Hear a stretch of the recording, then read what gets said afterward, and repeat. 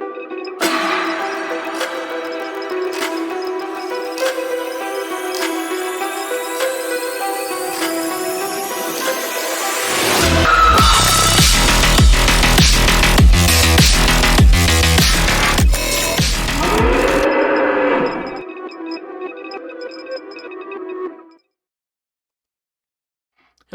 and welcome to Dire Bear. Tonight we're playing Operation Aegis, our Lancer actual play. I'll be your GM for the evening, Jason, and with me as usual will be Sarah, playing Vika. Carr, playing Tiana. Eric, playing Uriah. And Jeremy, playing Cortev. That's the next campaign. What's the next campaign? Sarah, or Vika playing Sarah. Oh, okay. All right. Who remembers what went down last week? You're a bastard. That's what went down last week. Absolutely broke Sarah's heart. That's fine. I'm just going to become more of a menace next game somehow. Just threaten with a good time. There was a paracausal explosion at forward base Achilles, taking out one ultra exuberant asshole that we all grew to love. And the rest of forward base Achilles. The other you dealt with some of those people a few sure. times. All the people we taught how to play paper football. Yeah. This is having a great time. I forgot about them. I was just thinking about the commander of the base who had talked to you and the Yeah. the tech guys that Uriah had constantly embarrassed. Probably feels bad about that now, doesn't he? No, actually, he doesn't at all. Entering his darkest timeline Batman phase right now. The thing with him right now, when it comes to that, is if they had been doing their jobs correctly, they could have spotted the buildup of energy that mech would have produced to get in there in the first place. And since they failed to do so... Not if it had the same kind of gizmo your Atlas had. So? Also not the time. People died. He doesn't care. Well, if they hadn't sucked so bad, maybe they'd have lived. Okay.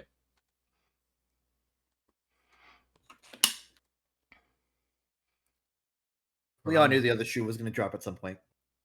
Yeah. We had too good. It's a war story. You've got to have the dip. We had too good for too long for 2 straight campaigns.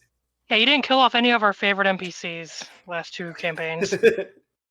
And this campaign, nobody's betrayed you. Yet. Balance. Unfortunate balance.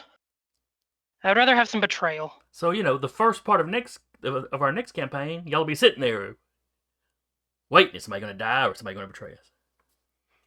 Both. Or is it both? Or neither. Jason, it's you. One or both is going to happen.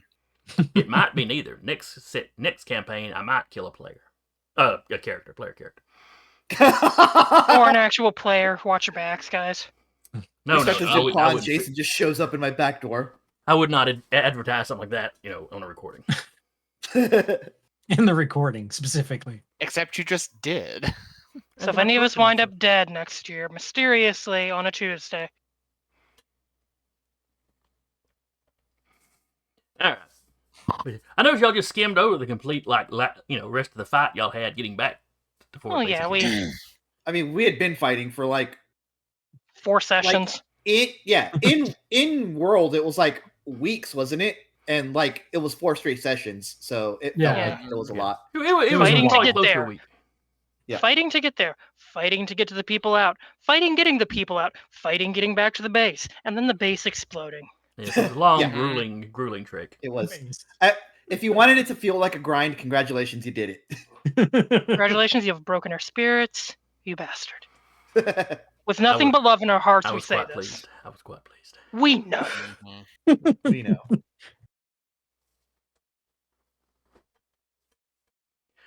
All right, but y'all had gotten back to base. The complete chaos that happened, basically on both sides after the paracausal weapon was set off, kind of allowed y'all to get away from you and whatever other survivors there were from the base. Other people out on patrol, basically, to basically meet up and manage to get back to an extraction point. When you gotten back, Commander Jellicoe had, he'd met you getting off the plane. Basically giving his condolences, told you, hey, go wash up, get rested, Afternoon, the afternoon of the next day, he'd have you in for a debriefing.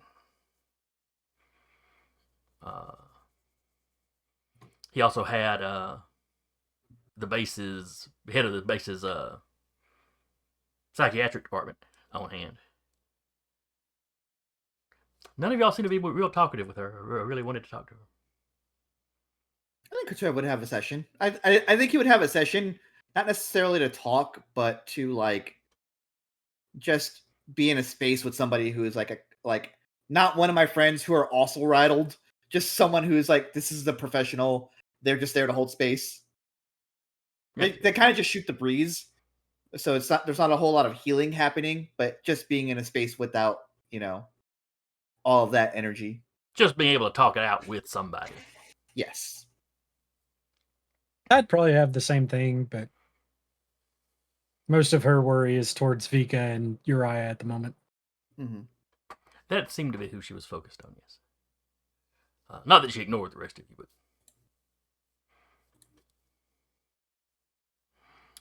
If Vika is ordered to go, she will go and say all the correct things that a therapist wants to hear, get an A+ on her therapy lesson, and go back to sitting on top of her mech.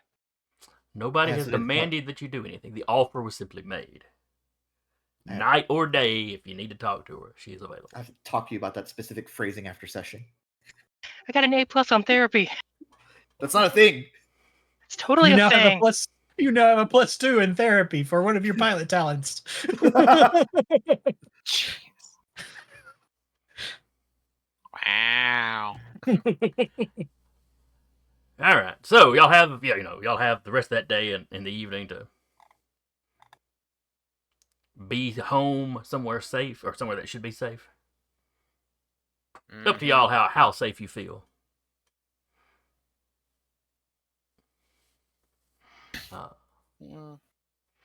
You're not down for any training or anything tomorrow until, like he said, that afternoon when there's the debriefing.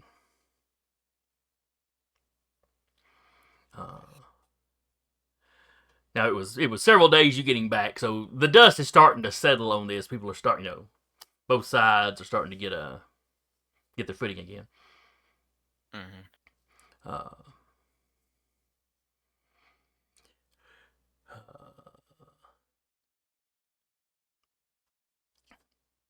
So I assume everybody goes to the debriefing like they're supposed to. Yes. Yes. Yeah. Okay. Just making sure nobody was going to try to play hooky. I'm going to say that Ty still hasn't 3D printed her arm, so she's still missing an arm at the moment. she's just like, I'll deal with it later. Right now, I'm just no. Dramatic effect. Well, it's only been a day, so Yeah. Waiting for the printer. You have to take a ticket. Yeah. Take a ticket. There's a line of people sitting there for their mech, waiting for a week to print their mech out. Look, when Base Achilles went down, we ran out of filament. We're waiting for a new source. To be fair, an arm you could probably get printed in the medical Yeah. Mm-hmm. It's just a matter of Tiana not doing it yet. She's just choosing not to deal with it right now.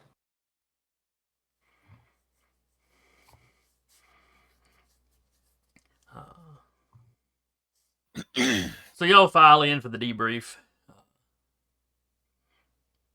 You notice it's just you guys. Mm-hmm. Either he's already talked to the Red Hands and the Mad Dogs. Okay. Or he's talking to them next. Or apparently talking to all of us separately. Right. There's no one waiting when you sit outside the principal's office. Nope. Okay. Y'all came up, sat down, only had to wait a minute. When you walk in, Jellicoe's, at the big conference table thing, like normal. He's got his little note taker secretary guy next to him. There's one other guy.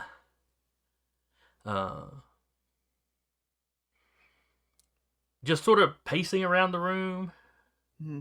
Not like he's tense. He's walking around the room with a piece of equipment in his hand. Not really paying attention to y'all, though. Do we recognize the piece of equipment? That's true. Y'all are a very tech-savvy group. Mm-hmm. You can roll to see if it's... Anything in you get a particular 10. apply to this? If you've got something like spot, or if you've got... Or if you're one of your a tech-related skill. Hack fix?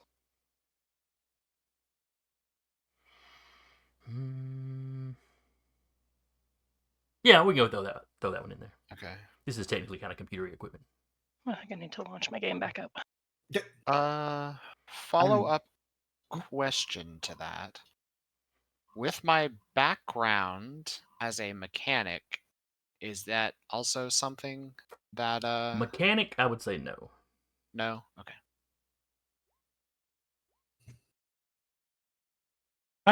Hi, Fika. We're away from each other. Just both clocking it. Okay. Everyone's just very nervous about technology right now after the past couple days. Especially a new person. So yeah, but 26 and 27, so yeah. Kara is 24. Jesus. We need a 25. Someone give me a 25. I did not get it. What did Cortev get? Cortev got the lowest, which is, well, would I get? No, I wouldn't, because that's a weird question. 3, 9, 3 plus 6 is 9 plus 5 is 14. Okay, well, that's a success. Still respectable. It's a success, but he's got his brain elsewhere, so he's like only very tertiary listening or observing. So Cortev realizes what it is. He clocks what it is. You other three, you all clock what it is, and you clock everybody else clocking what it is. It is basically a scanner that people use to search out and find listening devices. Smart.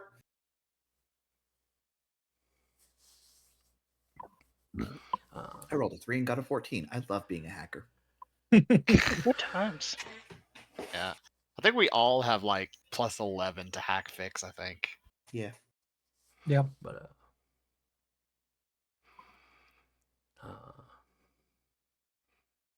y'all always, y'all clock all this while you're sitting down. Jellica goes, "Thank you for coming. I know it's been a rough couple of weeks for you, a rough week or two for you. We just need to go over, well, first, he goes over with you the, getting the POWs back, and you get the impression that, had the thing at the base not happened, he'd probably be giving you a light chewing out. For on general principle, if nothing else. For going in ourselves and just doing it. Yeah. The whole deciding to ask forgiveness instead of permission. Right. You don't know how annoyed he'd have actually been. Can never have known. Well, no, they knew people had been captured. No, I'm just saying we can never have known how annoyed he would have been. Oh yeah. But he kind of lightly glosses over that, given what happened.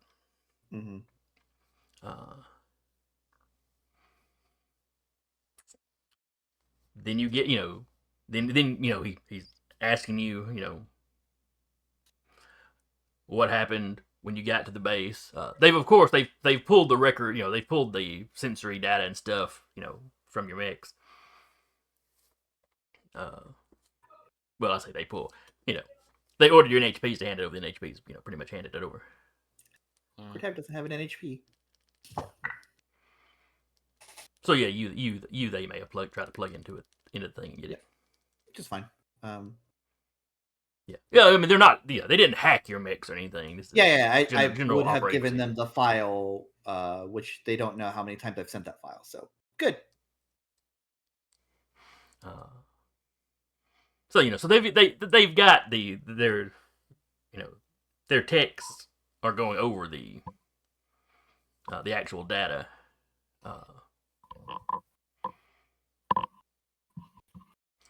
Yeah, but he's trying to get kind of like, you know, what did you see? What did you feel?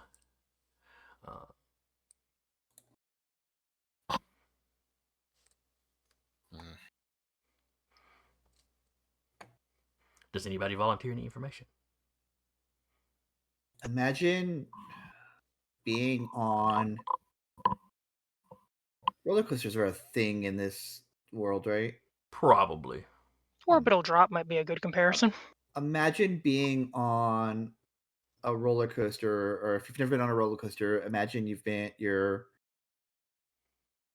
up above the planet and you're ready to drop. And you haven't dropped yet, but you have that feeling of anticipation of I am going to finally do the thing I wanted to do, and then it happens, and then there's nothing. I cannot put I can't say what I'm thinking because I don't really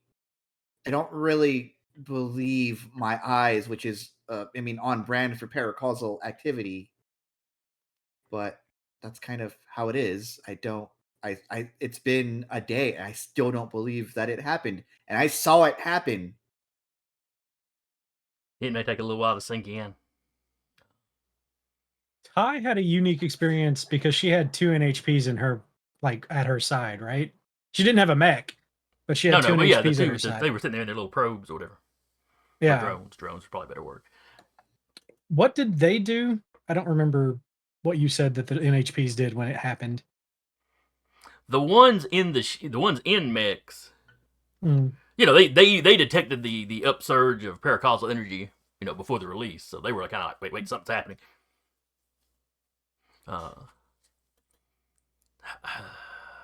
I'm not sure if Rabbit and Kokei being just in their drones, not being plugged into a mech, I'm not sure how much they'd have picked up at a time.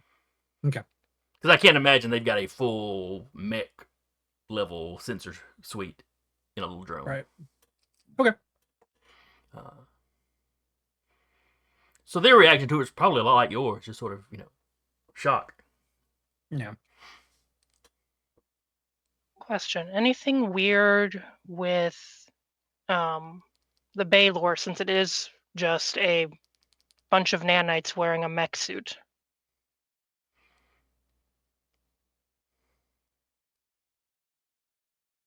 What could... You mean when the actual explosion went off? Yeah. Would it have reacted any differently, or While where most of your mechs, you know, there was a physical shock wave that you all kind of felt. You know, you were at a far enough distance that it didn't knock anybody over or anything, but you know, everybody kind of took a half step back, except your Baylor, which just sort of rippled like it was liquid, sort of, when the shockwave hit it. fair enough?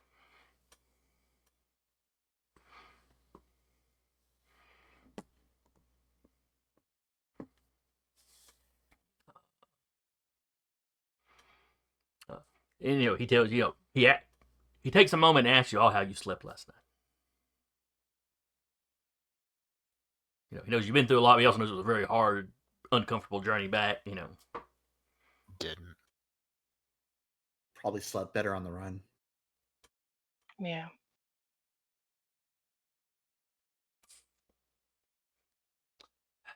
He would,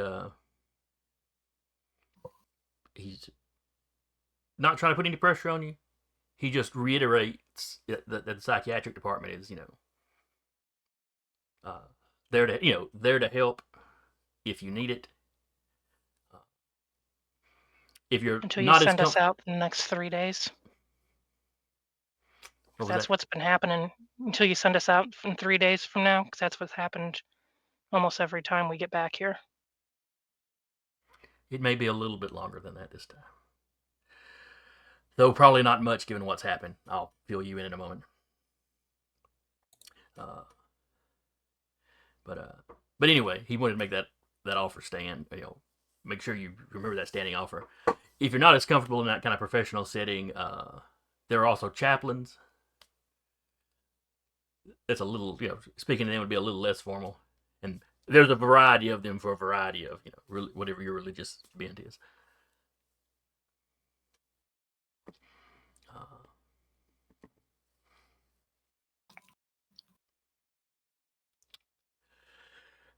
Now to catch you up to speed. So the first several days, it was just utter confusion. Nobody knows who dropped the bomb or what the bomb even was.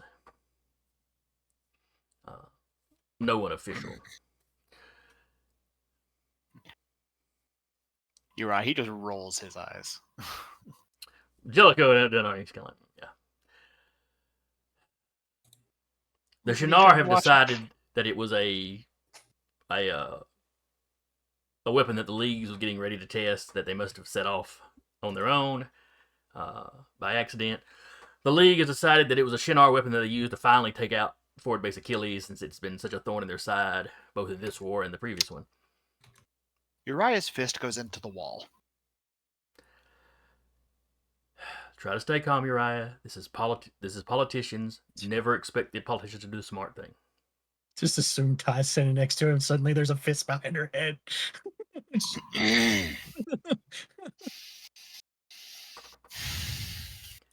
And the news is going to get worse before it gets better. I need you to stay as calm as possible. I'm as calm as I'm going to get. Please don't make me sit on you. I don't have the energy for it right now. Continue. The higher-ups in Union have also decided that it was probably a Shinar weapon.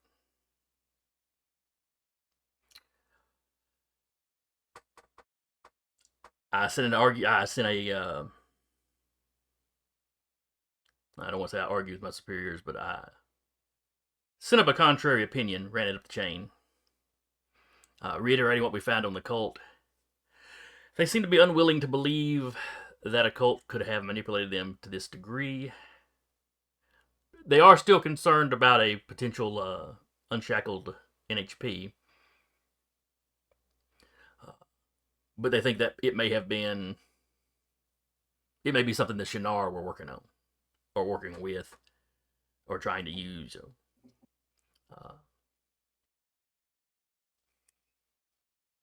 They have come to the conclusion that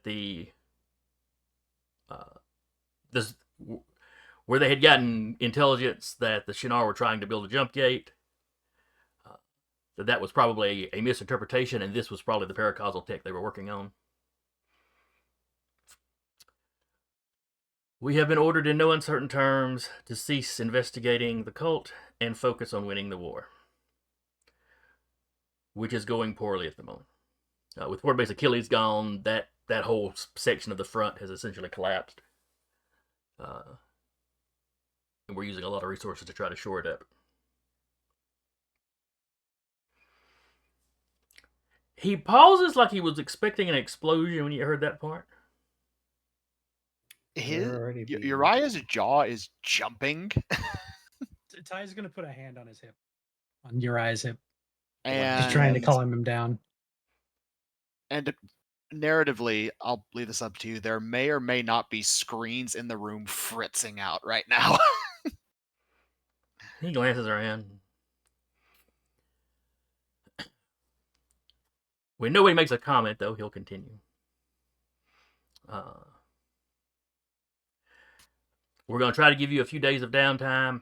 Like I said, with things developing as quickly as they are, Vika may be right. We may wind up shipping you out in 3 days.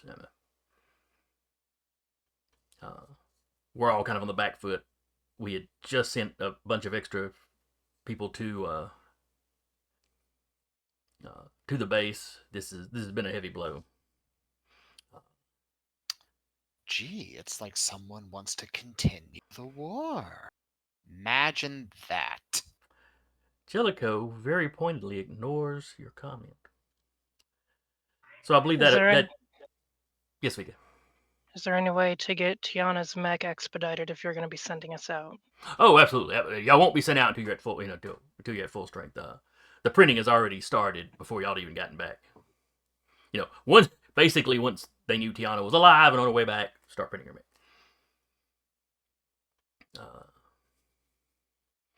Imagine Tiana just gets an email. What color would you like your mech?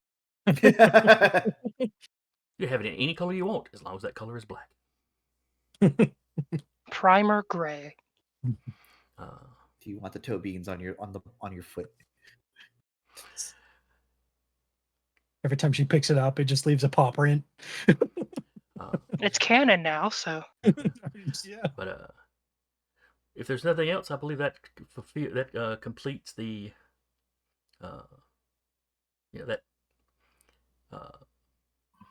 That's the official end of this meeting. And the unofficial end. Oh. And when he says, the official end of this meeting, he looks over at his note taker, who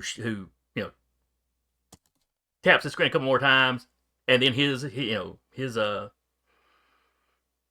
would be a laptop the way you work, but tablet, whatever. His tablet, whatever it is, he literally shuts it down, gets up, gives a little salute to the commander, and leaves. The guy that's been walking around with the bug tracer. Yeah. Mm-hmm. He does another circuit of the room, gives the commander a nod, and leaves, and shuts the door behind him. Do we hear a lock? You do. And then just a vent, like, leaking gas? Oh, I thought we were going to get jettisoned into space or something. No, but from the planet. The AC does, kick up a notch. Enough that it's a little bit of a hum that you can hear. Mm-hmm. Sir? Quaint. Good background noise might block out basic listening. Just in case we miss something. Our detection equipment is good, but every now and then someone will use something lower tech than we're used to.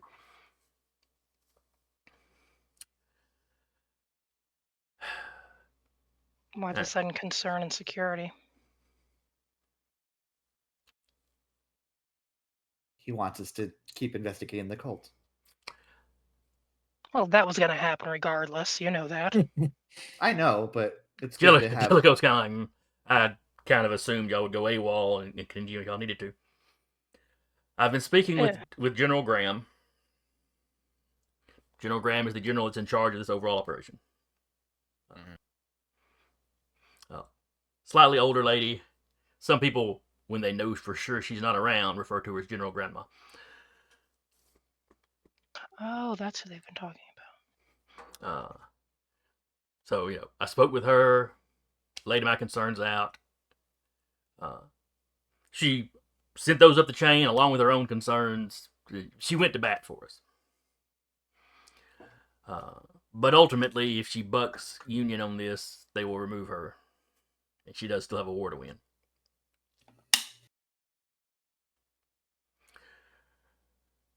So what we're going to do,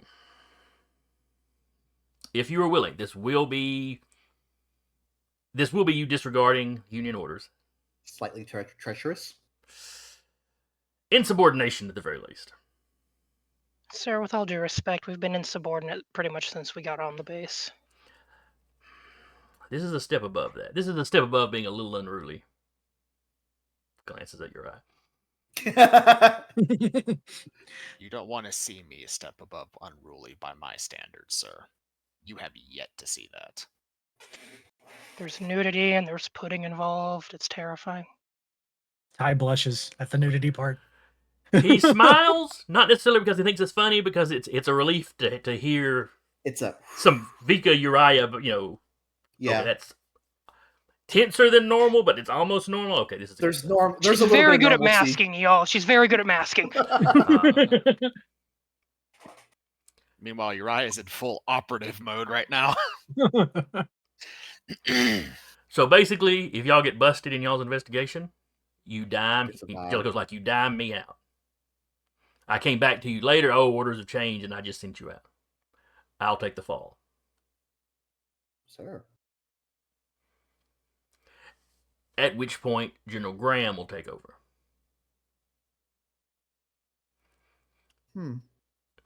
So we have multiple layers of continuing to figure out what this cult is up to. At this point, you probably realize you're kind of getting caught up in part of a minor conspiracy to subvert union orders. Anticipate there being a stronger union presence from people who aren't us?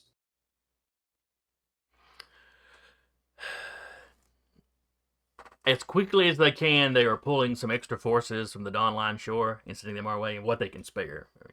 Sorry, where? Dawnline shore. I know what he said. It's the closest. It's the closest place that we can get anybody. Y'all remember from the very beginning of the campaign, where y'all are at is relatively close to the Dawnline shore, but not actually considered part of it. And not it's got, this place has got its own conflict. It's not really caught up with the overall conflict going on over there. So are you, well, I mean, you kind of always let the baronies do whatever, so fair dues, but are we just, or are they just showing, are they afraid of showing weakness in that regard? Do you know that opinion from the higher-ups? I am not entirely certain why they came to the decision they did. It seems like they're ignoring some information, or maybe they have some bad information that is getting factored in as well. It's also very easy to blame a catastrophic loss on an enemy you're already fighting. That's probably true as well. Speaking of the enemy we're already fighting, do we know if they're doing anything similar with investigating the cult further? We don't know for sure. We know there were at least a few people on the Shannara side that were looking into the cult. We had shared some information about the cult. I think Kurtev looks left and right and says, well, if we are not being official in this moment. We're not. I've been doing my own information campaign, let's say. Oh. Mm-hmm. Yeah, this will probably end up being useful. All right, Cortez, what have you been doing? Just nothing related to Union whatsoever. Just starting anti-war sentiment on the Matt Shinar side. Okay, well, there was already some of that on both sides, but that doesn't sound too bad. Well, with the framework that they are being, manipulated by forces unseen. Wait a second, that's sounding familiar. And he looks around for a tablet and realizes, oh right, we've got all that turned off now. Kortev just kind of goes like this with one eye. Yeah, okay. Our intelligence was aware that eye group had started up. But it seemed like a grassroots anti-war movement, so we weren't overly concerned. That's what it was supposed to look like. He just smiles. Well, you ever get tired of driving a mech around? I think we could probably get you into intelligence. I think Kurtev visibly blushes at that. I'll keep that in mind.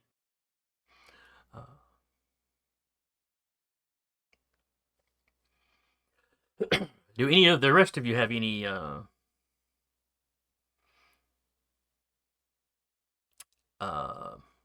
resources or projects you've been working on the side that you think would help? Well, actually, continue. Hey, Patrick. Could probably try to get in touch with the Bull of Heaven again if someone has their contact. I was about to say this. Lovely.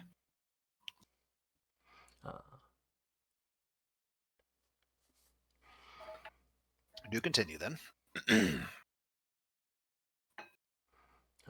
I have a means of contacting the Bull of Heaven, or Mithras as he often goes by. Yeah, Mithras is the pilot. The Bull of Heaven is the mech. Frame name. Mm-hmm.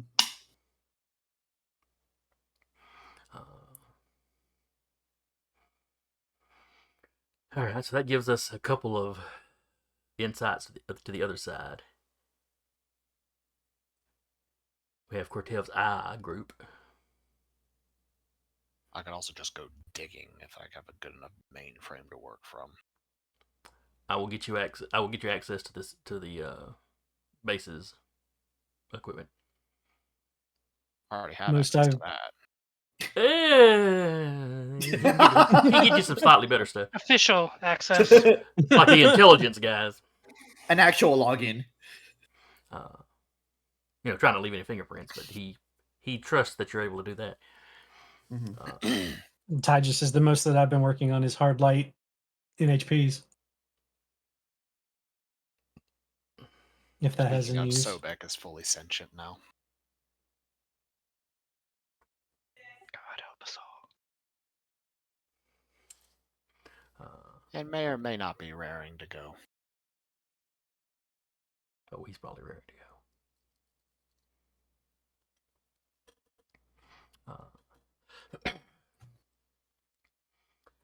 Now, their concern is that Union may have tapped people already on planet to keep an eye on us and make sure that we're following orders. Maybe we're just being paranoid, but it seems an overabundance of caution is probably called for. And So- if that's the case, at the moment, all of our mechs are pinging as League. Could they be pinging as mercenaries? Well, they're pinging as Union. Oh, yeah. But could they be pinging as mercenaries instead? That's an easy enough thing to change. Is that something we want to do? Not It really, is, because when however- they scan you, they get information from your license, which is very hard to change. And unfortunately, we're already a known asset. Yeah. I mean, I can change how she looks, but not by that much.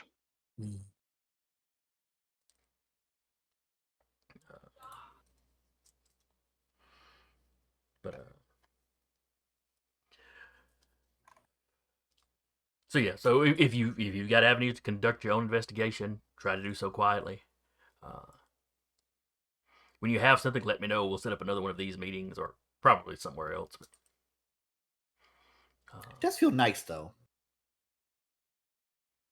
what's that? The AC. Oh, I think we just turned the fan up higher for the noise. I know, but this planet's very temperate. I like being cool a little bit sometimes.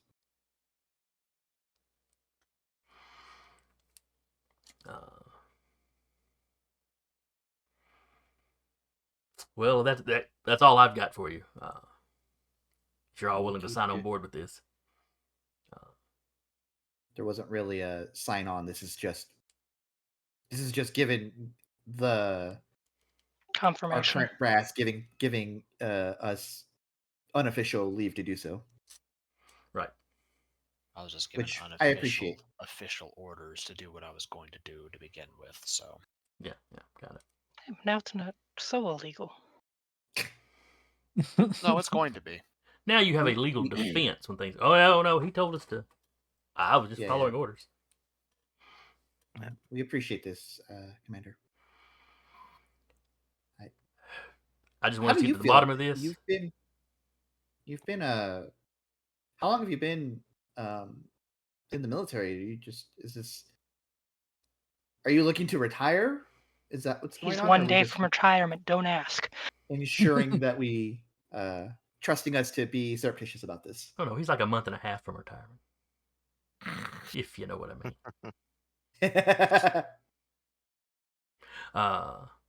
No, he wasn't planning on retiring anytime soon. But if a crazy NHP, is dropping these unknown weapons, that's got to be stopped. That's more important than just his career.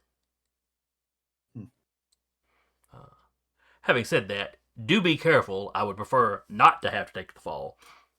For sure. Because if we locate and eliminate this cult, presumably we'd have proof of what they were doing, At which point, we get commendations instead of court-martials.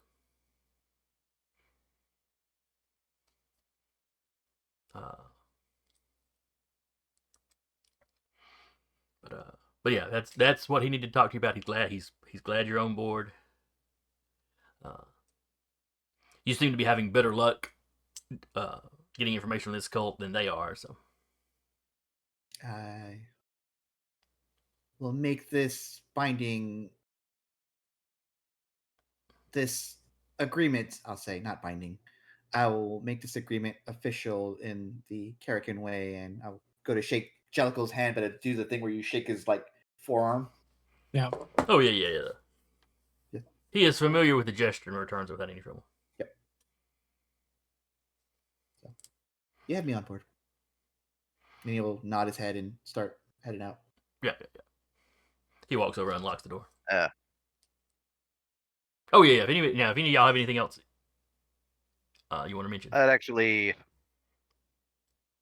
if Cortez leaves, I'll actually follow because I want to discuss with him more about the eye thing that he's got. Okay. At least the organization he's setting up.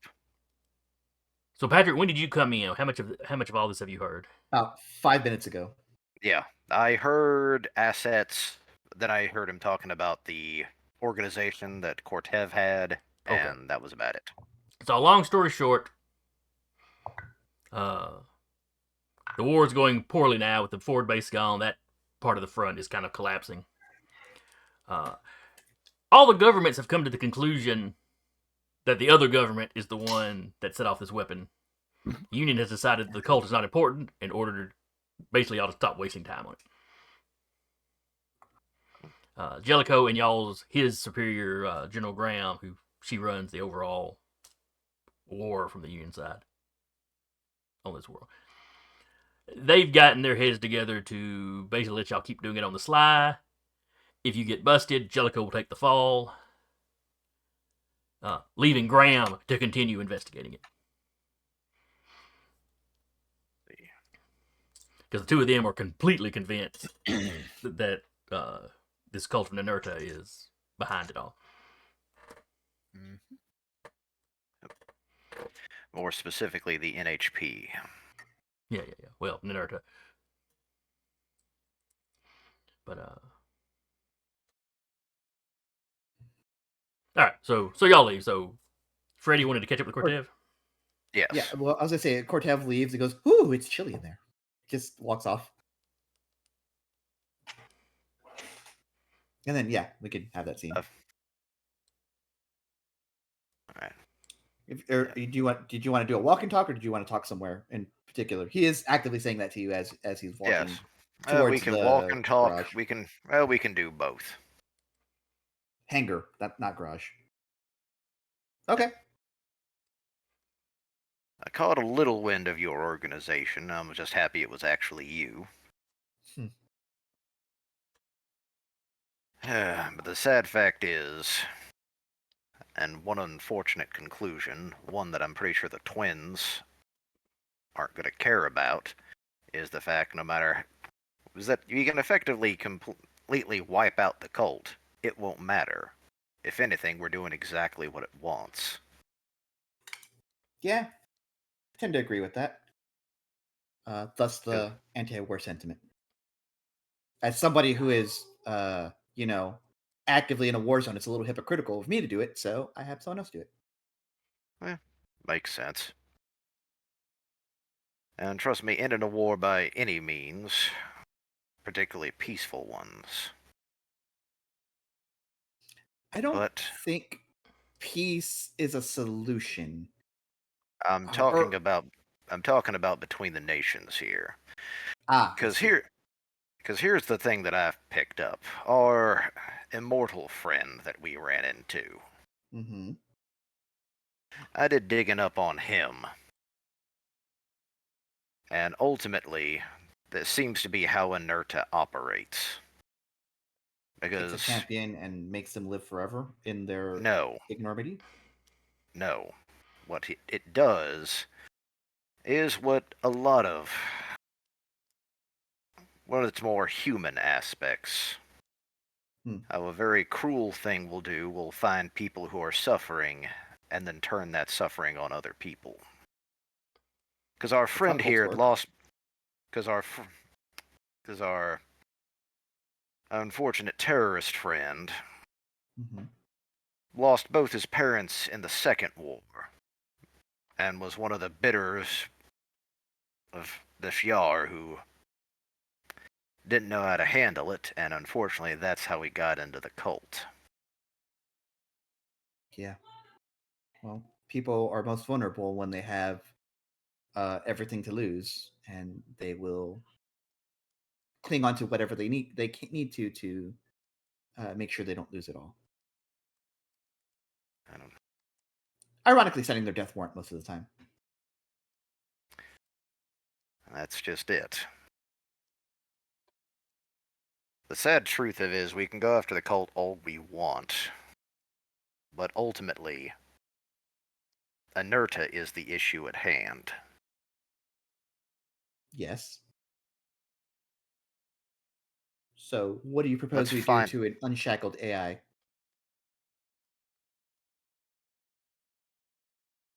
This is part of the reason why I'm going to be getting in touch with Mithras.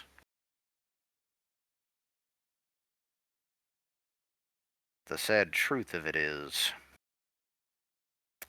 we need more than just us to deal with this.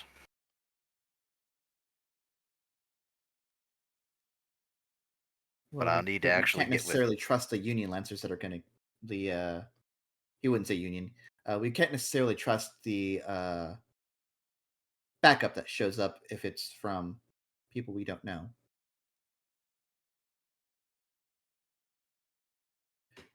Trying to be very surreptitious about that.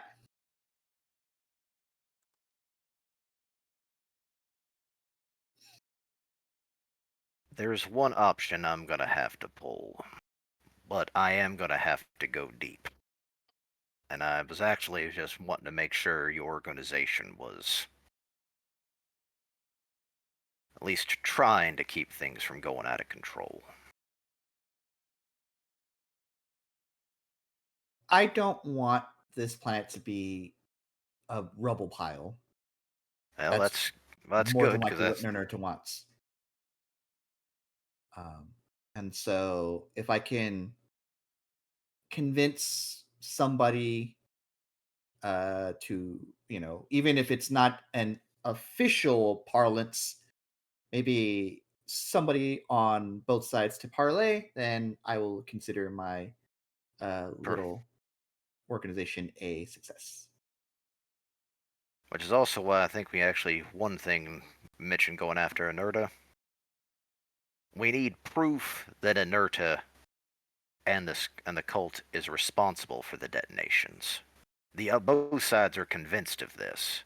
We prove them otherwise, it'll at least stop the shooting for the time being.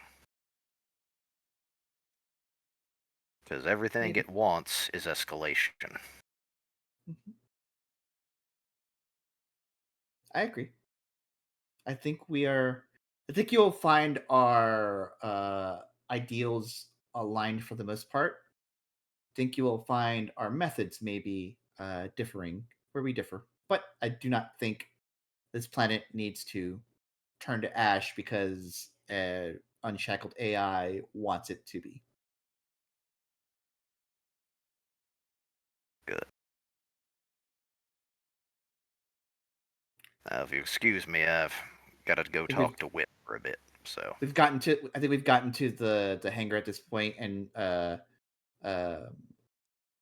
we see the Grid Space Leviathan just start segmenting again. One of the printers is going. You see,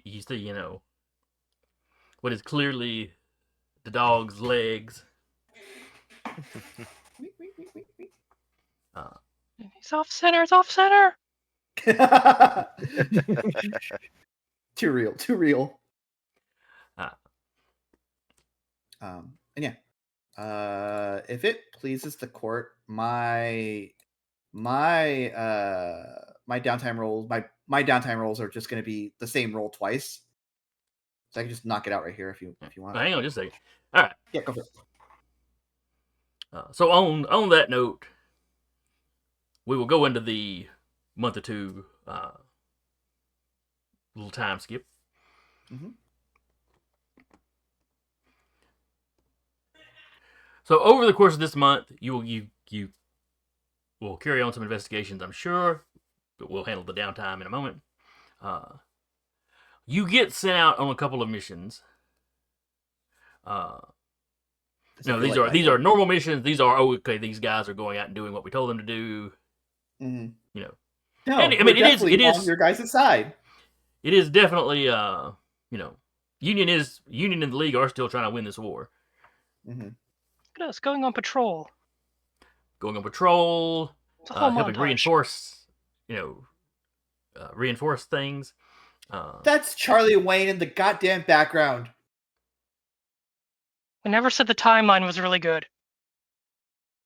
Oh my god! In his screen. It took us a second. Yes. It took you like an hour and a half. I noticed it when I was. Look, noticed it's it in really the scene with tiny on my Patrick. I just screen. didn't want to interrupt the scene. I am a professional. It's weird though because I was just about to roll back and grab it when you said something. And of course, in this month, you do have the memorial for dear Charlie Wayne Watts. Jesus. Wow, you printed it. I thought it was just like a tablet hanging there. That's more impressive that you printed it. Oh yeah, it's printed. The frame is just poster board. Mm-hmm. Basically a leftover piece from when I did all this. No, it's the blue lights that give it that weird tablet look. The blue light definitely makes it look like a tablet. Well done. And that really works because, this is the future. Yeah. The picture at his memorial is probably in a digital frame. Yep. Some kind of weird hologram. Thanks, I hate it. I noticed it when I was talking with Patrick, but I didn't want to interrupt the scene because we were doing so good. We had and I'm upset for you, and I can't see anything, so. You can watch the stream. Or after game, I'll load a picture of it. I took a picture of it to show to a buddy of mine at work who was very amused at the idea. It's good. Well played. Yeah, he runs games too, so yeah, he is a monster. He's all the monsters. I say this as also someone who emotionally has scarred people. I mean, I also say this as someone who has emotionally scarred someone. I'm currently emotionally scarring somebody. All of us here are DMs. We get it. That's the trick. I'm always emotionally scarring people. I've actually used someone's complete inability to not pun at absolutely everything to get them enslaved by the Fae. I can see how that would work. Mm-hmm. It was a grand time. But so you get 2 downtime activity rolls during this time period in between various missions. Mm-hmm. And Melody and Audrey are with you sometimes, and they're not with you sometimes. They're keeping everything looking normal as far as that goes. Mm-hmm. Now let's start with Vika. Suspicious. What downtime activities are Vika going to get up in? Yeah, is Vika going to get up to? I can't remember the name of the one downtime. I think it's like get focused. Get focused. Yeah. She's gonna get focused, bump up a skill. Yes, get focused. All right, that is indeed it. And the other one is going to be getting some data plating installed.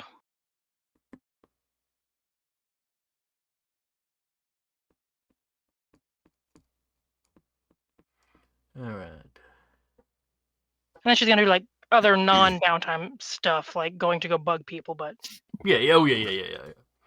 But all right, so get focused doesn't require a roll. Yep. What did you say the other one was? I don't know where it would fall under a downtime activity, or if it would even fall as a downtime activity. It would be getting data plating.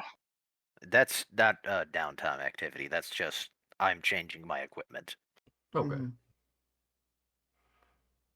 So yeah, you wouldn't have any trouble changing that then. And she'll probably at some point just go get a damn drink. Right. Either by herself. 1 second.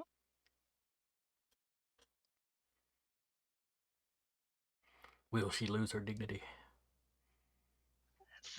That's the secret, Captain. She has no dignity. Can't lose what you didn't have. She look. 20.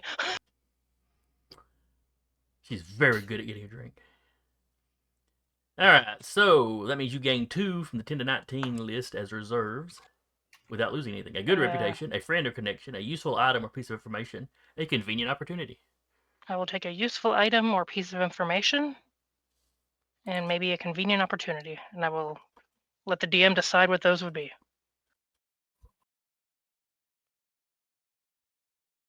Let's see. A This- useful. I feel like this also falls into the thing of like we're all DMs, we can kind of make our own opportunity.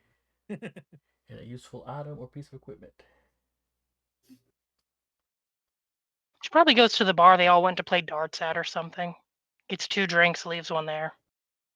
It's like this is what you're doing during the wake.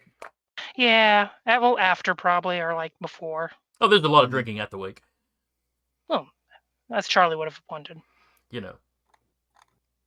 Specifically, you're drinking Charlie's booze at the wake. Yeah.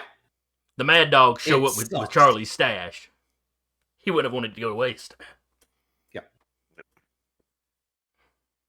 He had the most expensive bottle with him for He probably did. He did say he had the good stuff waiting on y'all. But none of his stuff is rot gut, so. There's Sunday Best in the corner of the hangar drinking till they're drunk.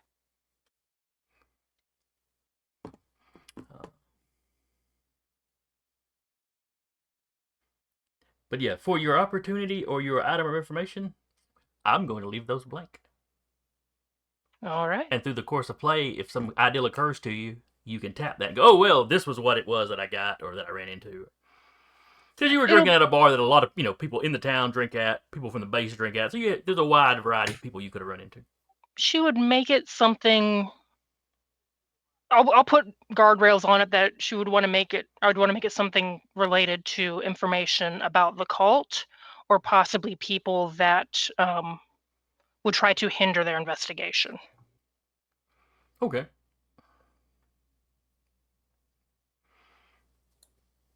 Just something to do with their investigation. I'll put those guardrails on it at least. That makes sense. All right, Carl, what is Tiana doing during her downtime other than getting her flipping arm replaced? Well, the arm gets replaced, but she's also finishing up the hard light for her NHPs, which she now has 3 of, by the way. All right, Rabbit, Koke, who's the next one? Athena.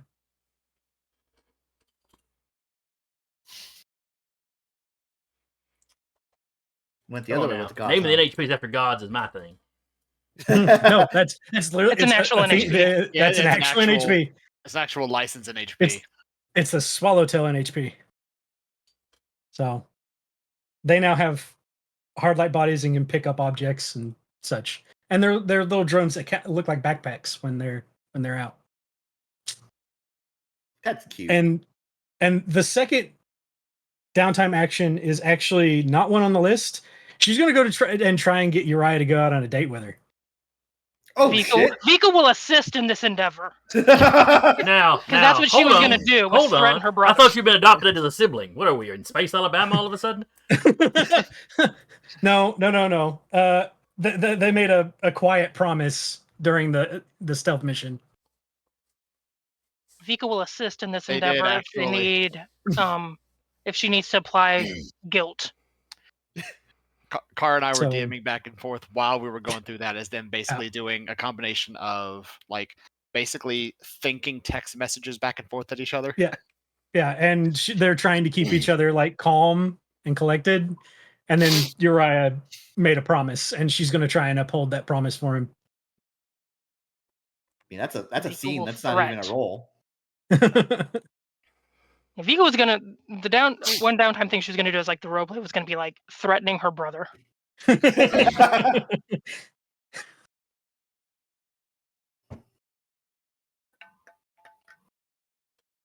So I'm just picturing her with one hand on Uriah's shoulder and the other one holding one of his wrists back behind his back, marching him to where he's supposed to meet. No. Just bodily picking him up.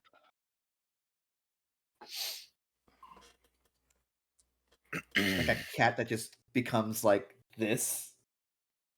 Yeah. All right, Car, how does the date go? Good And question. Eric can obviously chip in with this as well. Yeah, I'm sitting here just going, all right, let's see how this goes. Oh Lord. I assume Uriah is in his Mac. Combination of that or working. I haven't gotten to like the rolls he's making yet, but she's just gonna find him and be like, "Hey, Ty, what can I help you you with? got a few?"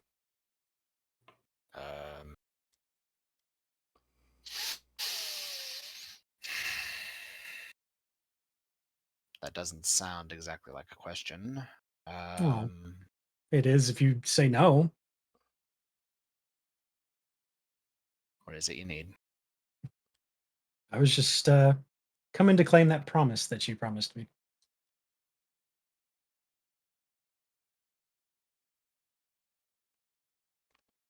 If you're still up for it.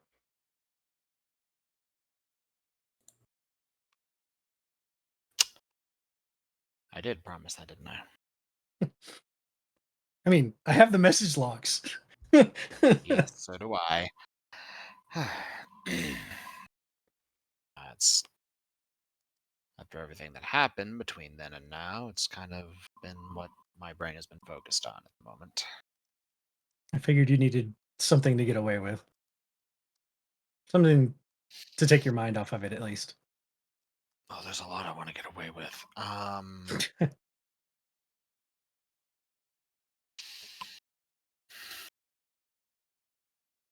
can hear Vika's threatening stare from here. Vika's just probably somewhere like on top of her mech, just like staring down at the two. she's completely encased in a cloud of nanites, but you can feel the stare.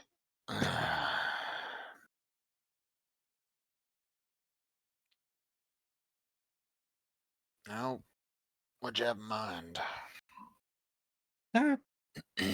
No idea. I've never done this before, so.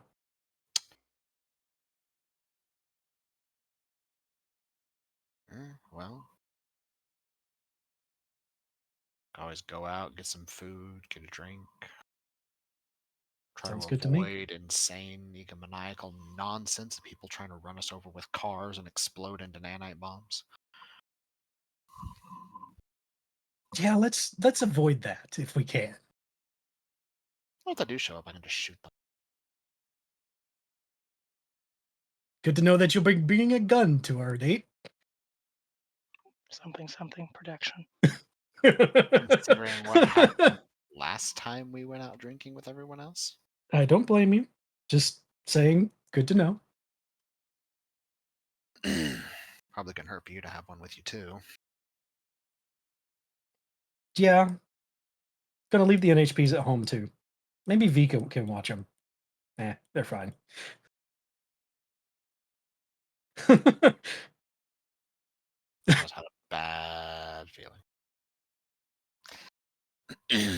But well, we could always go into town, go get some food or something. Sounds good to me. Later tonight. Sure. Later tonight. Okay. She walks off to go get ready. There's giggling from around the corner. Vika from the top of her mech directly to Uriah. You sound like you're planning a dental extraction.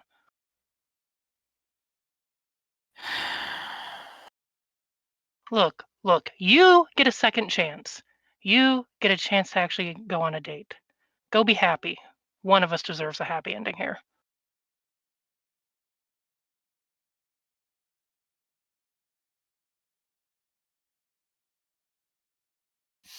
And it'll keep you from murdering everyone in the vicinity for at least 8 to 12 hours, depending on how good the date goes.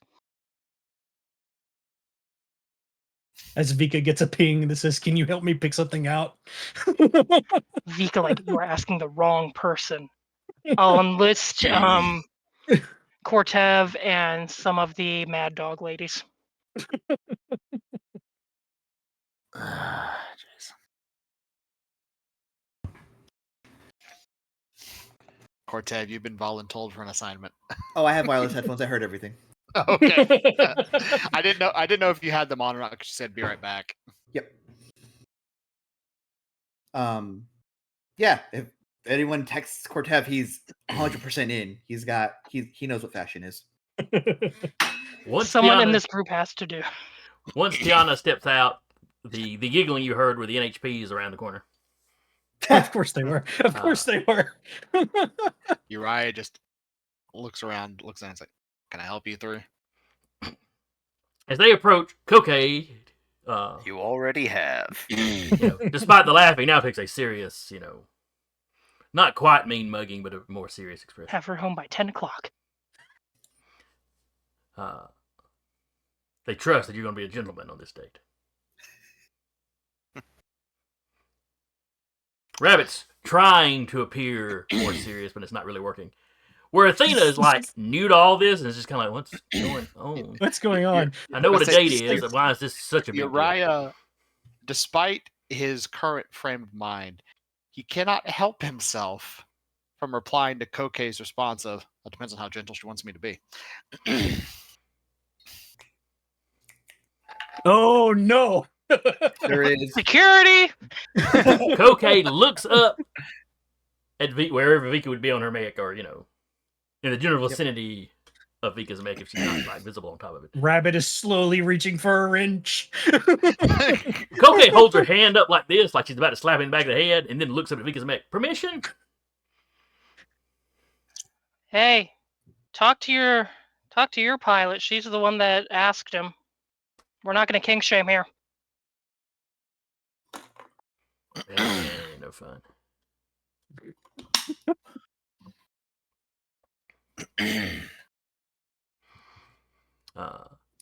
Kokei and Rabbit look at each other and they head off after Tiana. Athena stands there for a second. Kink shame. Just follow them. And you see her eyes kind of go almost like she's looking at the screen. Oh. The funny, that. the funny thing is Athena is the only NHP that has OmniNet access. Oh no, she could Google that. Oh. She probably just saw a lot more than she wanted to. Fake third My eyes! Considering Athena is the She pinnacle looks of startled, total- and then she just looks at Uriah. Oh, that could potentially be disgusting. Athena is the pinnacle of total hyperspectral environment facilities, though through a combination of unfettered OmniNet access. Gosh, Oh, she's that a was like constantly illegal on to give line NHPs. kid. That is the only one that has OmniNet access. She's a 4chan user. Just Uriah looks at Athena and just 4K chain. go follow them.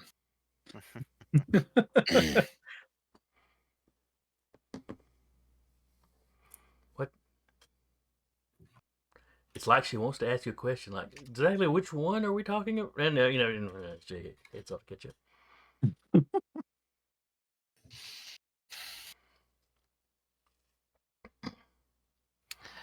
But before he leaves, he'll walk over to Vika's mech and just climb up onto it. Wade through the nanite cloud. It's a lot lankier than it was before. Yeah. He literally like bodily wades through the nanite cloud to get to her. If you asked, I could probably have her make that into a ladder. Probably. What do you want? She just gets hugged.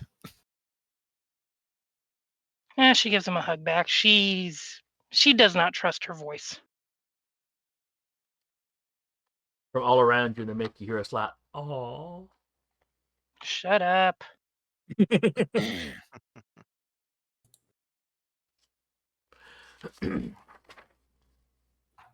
I might be the one having been given a second chance. But that doesn't mean I'm not going to punish them for taking yours away. Don't do anything that's going to get you killed or court-martialed, please. I don't want to have to dig through bodies again. only promise the first one. Okay, court martial I can deal with. That's probably happening at the end of all this, anyways. If your enemy goes to ground, leave no ground to go to. Yeah. Please do not raise the planet. I liked the beach area that we got to stay at. We can always go there after we're considered enemies of the state. That was one plan.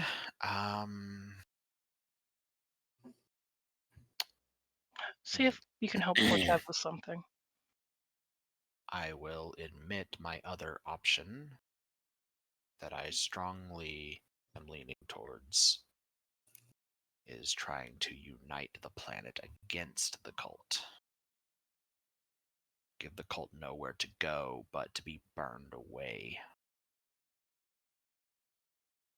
Give them a common enemy. Still keeps a war going potentially, but maybe less so. Or it turns the whole planet into a paracausal event and we're a page in a book somewhere. What else is new? We've survived one of those already. Yeah, let's not glass this planet. And I'm gonna go. I have to help your girl get dressed. Yeah. All right. So Uriah, what are you doing with your downtown activities? Obviously, a date later than that. But over the course of the months, what are you trying to accomplish? Yeah. Well, first off, narrative. He will basically ambush Cortev. Try to On the ambush Cortez. ceiling. Cortez is very perceptive, so unless you're like on the ceiling, With a steel chair! No, it's more like, you might be going somewhere and just because Uriah like keeps tabs on the crew. Just like going somewhere and suddenly arm from hallway yanks. Just walking to go get food. I almost dropped my croissant. he's eating chicken because I'm eating chicken. How can I help you? Just holding a piece of chicken. This organization of yours, how widespread is it? It's kind of grassroots, so not very. It's just it's less about widespread. It's more about where you are, where it goes. And truthfully, it's starting to get legs on that as well. But it's just, little bits here and there. I was speaking with my sister. A few plans we might have. Well, a few plans that I have. I'm trying to decide between about 5 of them. Okay. One of them, she brought up, might be a little bit more in your area of expertise. Or I might be able to utilize your assets for. One idea I did have, other than, glassing, Let's not glass the planet. was finding a way to unite the planet in common cause against the cult. It's kind of where I'm going with it. Basically, give them no safe haven to retreat to. Puts his chicken in the waste disposal. Incinerator. That sounds about aligned with the open eye. But they have to realize that they're being puppeted first. Oh, I can get them that intel. Oh, so can I. I've already gotten it to them. So did I. I know you did.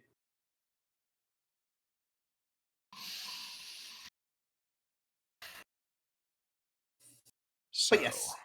I could utilize some of my backdoors, systems, things that I put in place when I went hacking through Shinar's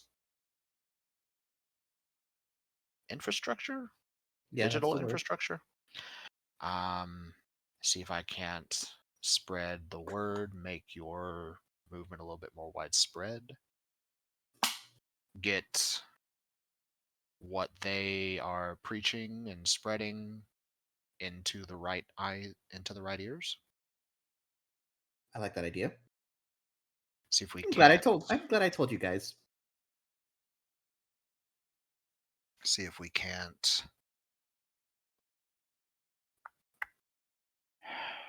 best I can put this. Basically kneecap the war machine Yeah.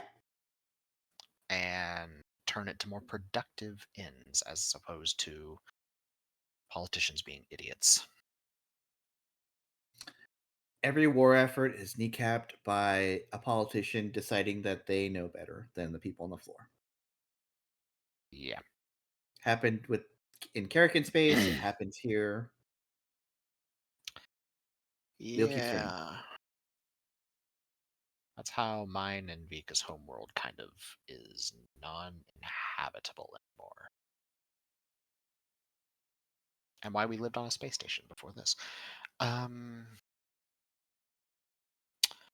So if you can get me that access, I could spread the word for your organization, as it were, What after do you my need? date. Hold on. Wait, what? No, I just need a second to process that. Continue. Okay. Other than that, well, that's the main thing I wanted to ask you about, since it's your resources and actually, you're my friends, I actually care about you. So I'm at least going to ask before I utilize your resources. The feeling is very mutual. He pats you on the shoulder. I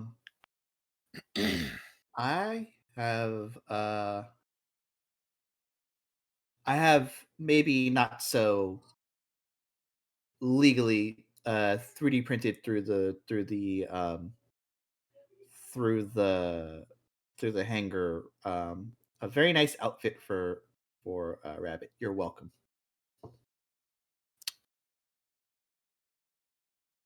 Thank you.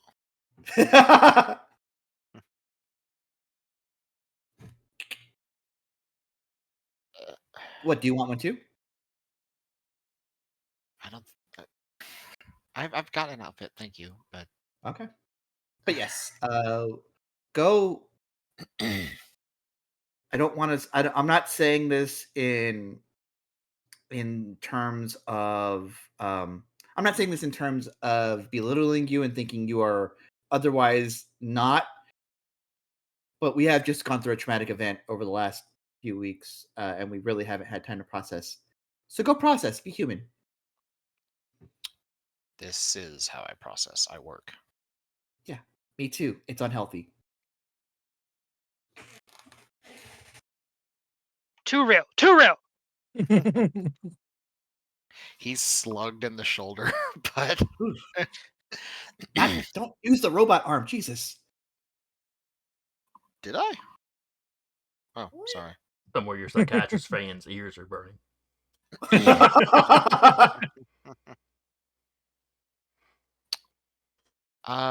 And now that out of the way, because player-to-player permission first. Appreciate checking in. I am going to specifically going to burn a convenient opportunity Okay. reserve, and I am going to utilize that with a get connected via me utilizing Hackfix to hack into Shanar's stuff to kind of like build networks between Cortev's organization and people that, by basically hacking through and like seeing basically people's social media, people who would be more sympathetic to the cause, and kind of like networking them together via convenient opportunities. Okay, it's like Building an you're algorithm. directing people towards. More or less. Okay. All right, give me a roll. Do I get a I was gonna say, what does advantage? cashing in the convenient opportunity do for that? I have no advantage? idea. That's why I I'm believe that asking. gives you accuracy. Okay. In Accuracy? this case, I believe it would Okay. give you accuracy. All right.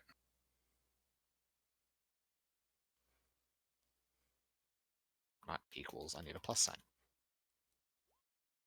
32. Fucking hell! It might work. Maybe.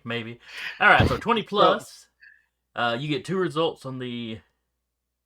Oh wait, no, excuse me, I was reading the wrong one. Let's see. On a 20 plus, your contact will help you. No strings attached. Treat this result as a 10 or 19. The next time you get the same organization.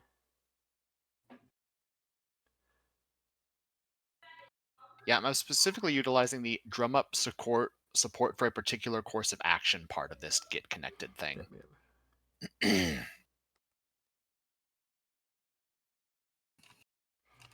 Well, now get connected is. Hang on. Are Well, you it getting says, connected, like- or are you getting organized? Well, I I'm think not. he's helping me that's the get thing. organized. Yeah, I'm not building an organization myself. He's I helping people am- get connected Yeah, to I'm, his I'm, organization. I'm Yeah. utilizing Cortev's existing organization, and I'm making a connected role myself to, make connections and basically drum up support for Cortev's organization within Matt Shinar. Okay, I got you. basically add some nos to the to the engine of I his got you, machine, as it were. He server boosted them. More or less.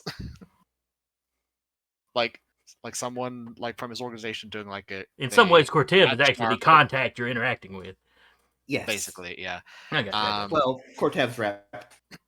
like someone in his organization is like Twitch streaming, and suddenly like someone drops 250 subs. Here you go. Basically. So, yes. a raid is here. Yeah. All right, so yeah, you do this little social engineering stuff. Mhm. So over this span of time, the open eye is just getting exponential growth. Little groups are popping up, in colleges all over Shinar. Let's see. I assume Cortev is getting these updates as it's happening. Yeah. Oh yeah. Uh, I've never blown up like that before. That's But impressive. I'm just do you mixing just do it on the Shinar side, or do you try to get league people involved as well? Because there are anti-war organizations on That's both specifically sides. why I did this narrative stuff first. Depending on how the narrative went, he would be doing stuff like, get into a fight and everything. But that's actually one of them. I think it's called gunfight. But but no, that would be rule number 2. Doing it again with the league. Okay. With the league, you're kind of building it's not so much a full organization, but you are organizing these people. Where Cortez already had some people organized, and you just kind of went in there and juiced it up. Yeah. The main idea is that we're the main goal, and Cortez would explain this to Uriah, is that we cannot seem involved in this process because we are actively fighting the war. Oh yeah, I will say if Cortez decides to look, Mhm. like see if Uriah has left any digital fingerprints, he's basically a digital ghost. like he like with all this social manipulation and stuff, he basically doesn't exist. Cool. Yeah, especially with a roll like that. Yeah. So go ahead and give me your second roll. We'll see how well it does on the league Okay. side. I assume I don't get my D6. I know you pretty well cashed that one in, yeah. Okay, that's fair. Would using an existing organization give an advantage? Like, he hasn't built the organization himself. He's using another asset. That's true. Is there one out there that's kind of doing something similar to the OpenEye within the league?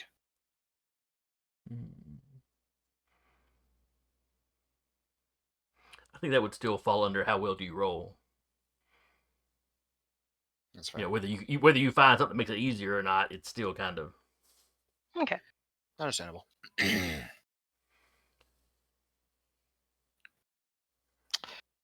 So another question for you, Jeremy. Yes. Since you're aware of what Uriah is up to, Mhm. May I get that empath free Oh, yeah, 10 sure. so I can at least 20 this? Yeah, for sure. Guaranteed? All right. At least 20 of this guaranteed. What a high level answer, people. Well, I mean, that's with your 10, It's then plus without 11. rolling, without rolling, that makes my roll a 21. Mhm. So, Yeah, I would let that rock. Even narratively speaking, it would make sense because like he did such a great, like, especially since he's done such a like stellar job on the Matt Shinar side. Cortez would definitely be like, oh, we could do this on League side, and then that like brain blast just like hits Uriah at the same time. I'm just imagining the terror people are experiencing with the very Horus pilot and the guy who is very anti-Horus are suddenly very buddy and are plotting something. A lot of conversations by the hangar, and everyone's like, I thought that guy hated Horus. Yeah. He's not surrounded by horse. He's just kind of becoming immune to it. So anyway, roll your dice. Or Don't do you need get, to. or do you take You the got a 20 10. instead of the roll? He got a 10. Yeah. So Oh, 10 okay, plus okay. modifiers Rolled a is 21. 10 plus 11, got 21. Because Gotcha. I wanted to, considering how Ensure poorly I rolled last week, He says having rolled a 32. today, The dice are yes, finicky gods. but Yeah. last week it was like single digits, 3/4 of the game. Mm-hmm. Okay. Cool. All right. So basically,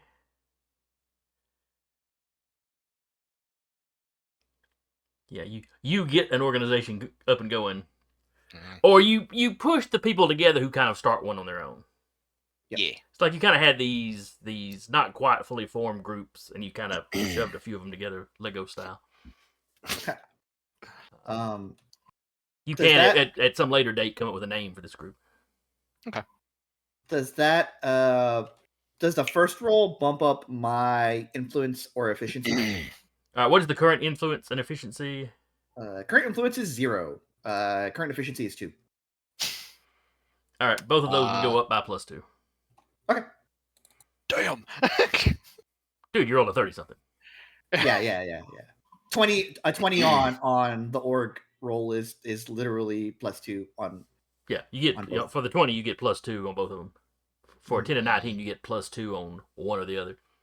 Mm-hmm. You know, up to a maximum of +6, so you can't go too Yep. crazy with it. Yeah, that will. You know, Other where than- the second organization you've started up, they're starting with the efficiency of +2, and influence of +2.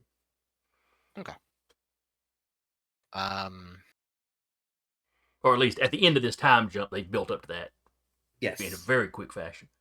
Yeah, I'll still mark them down as a reserve. And just because, call it the open hand. Ha! I like it. The open eye and the open hand. Yep.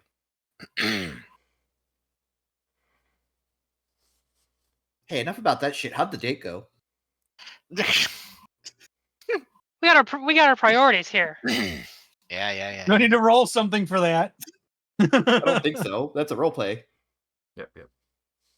Let's give them the week to jabber between each other and come up with something, Sure. and we'll start the next session reviewing that. Reviewing the date. Throw the clipboards. Critiquing the date. It's Oh, it's Lord. like the coach running plays. Now we gotta sneak an NHP in there just to record. Yeah.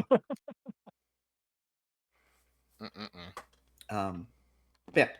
All right, so let's drop down to Cortev. I will be right back. Cortev has to make the same 2 rolls, so does it really matter? Well, it depends.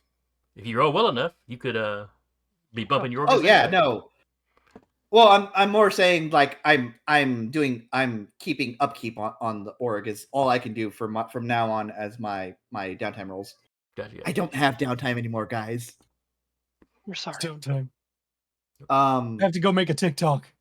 am I? Would you let me use word on the street for this? Oh Get yeah. gossip, news, or hearsay from the streets, or Yeah. from a particular social scene. Social scene being. This is the online social scene. Yeah, that's fine. All right, cool. That is going to be a +9 to this roll. That's a heavy sounding Oh. dice. It's my big dice. That is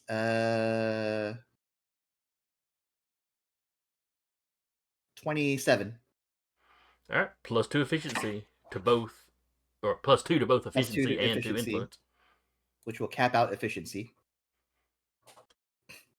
and leave you with what, a +4 for the other one. Mm-hmm. All right, and then yeah, so Cortev is basically spending all of his time like he prints out the outfit. He prints out the outfit for Rabbit. It's a sensible outfit. He's not having you all hanging out or whatever. It's very nice. Think of Classy. think of like a preacher's daughter outfit like for Sunday. Okay. Ty's okay with this because she's like, I have no idea what I'm doing. Mm-hmm. Please help. And then does print an outfit for Uriah anyway. It's got the bolero thing. Okay. And And then Whether he wears it or not. I don't see where it says you have to spend every downtime action on this though. Did I read that wrong? You get organized, you run, improve. Might have read that wrong then. I mean, it makes sense that you couldn't just ignore it forever, but Right. I mean, you can roll again on this one if you want to, and see If I don't have see if you to, can I boost it don't again. think I'm going to. But yeah, I don't see where it's saying that you have to. Oh, well, no, I'm sorry. Back up at the top of the page on the next column.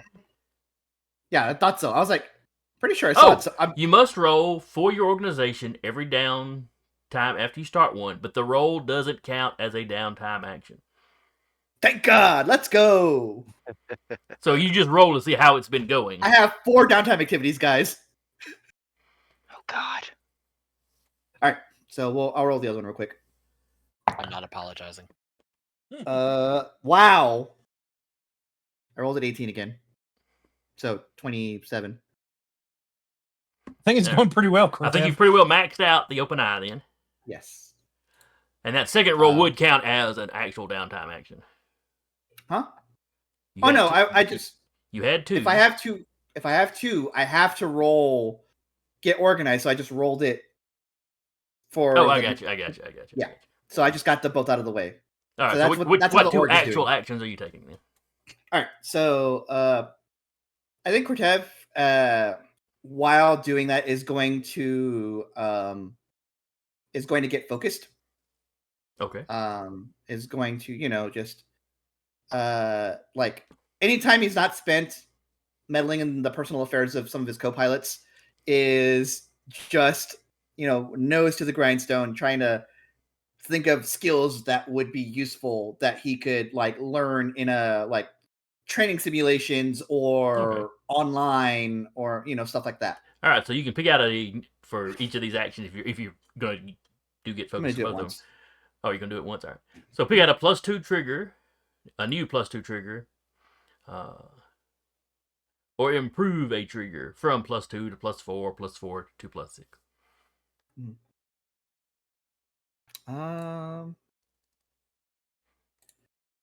I think as far as that goes, I think he'll be picking up like a new skill trigger just for narrative sake because he's trying to think outside of the box in this. He's trying to broaden his horizons. Yes. So I'll come back to what it actually is. Probably that's fine by session. Yeah, that's but fine. that's what he's doing. And then yeah. And then for the other one? And I think for the other one, let's see, scroll. I think for the first time, like there's like an apex of this while he's training, and he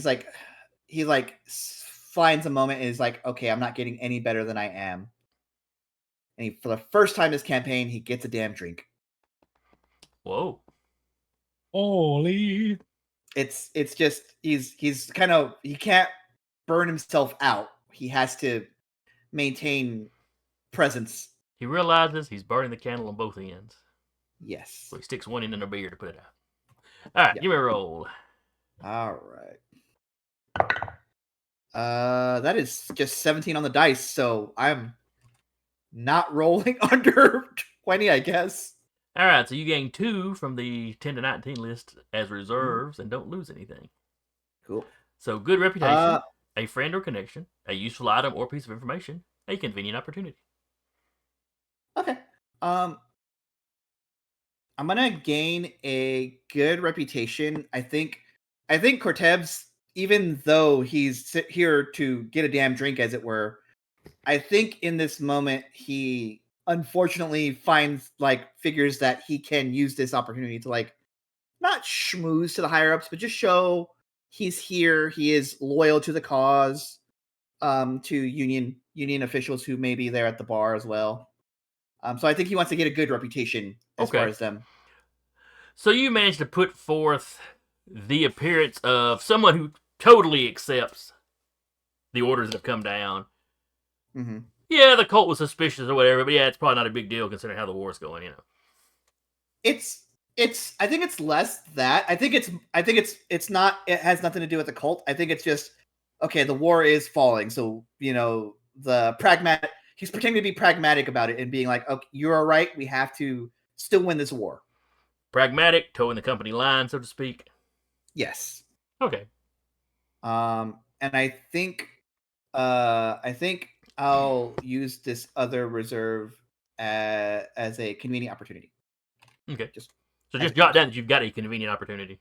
Yes. And it has to be something that would make sense that you would have gotten at this bar. For sure. For sure. Maybe you saw some higher up in Union, at the bar with someone other than his wife. It's a convenient blackmail opportunity. Or, just as a random example. Sure. It just got to be something that Writing makes that one sense down. that you'd go to a bar and have gotten this. Yep. So good reputation with Union Brass, and then a convenient opportunity. All That right. makes sense in the ball. Got it. Then let's Done. jump over to Freddie. Patrick, what has Freddie been doing in this downtime?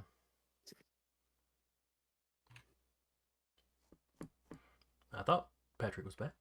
Hello? All right. There he is. Yes, you're here now. Hey. All right, so what is Freddie doing in his downtime? One of two things. Well, he gets One two thing I things to do, wanted- so... Yeah. So the first of two things, carry on. Because this being that the one thing that will actually, as for the conversation with Cortev, the one thing that I know that will actually kind of prove to both sides who was responsible for the start of it. Mhm. Whip was active, and I was actually watching when the bomb detonated. Mm-hmm. I want to go through that data. Okay. Because if I can find any way of linking to actually kind of prove where that actually originates from, that gives us at least a solid bit of information that neither the Shinar nor us were responsible for that.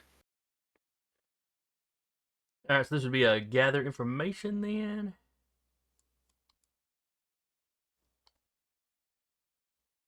Yep. Yeah, that looks like probably the best one. That we go active mode.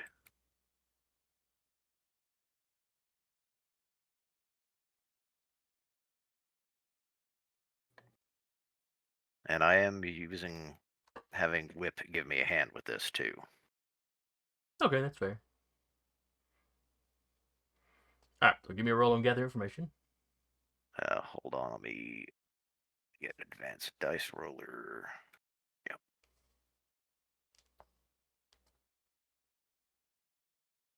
11. 31. Just roll a 20. You get what you're looking for with no complications.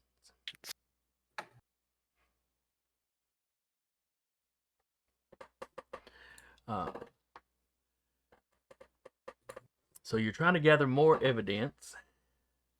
Both evidence of the and the nature of the weapon itself. All right. So what you managed to, the evidence you managed to get, or managed to piece together out of your logs, probably looking through other people's logs,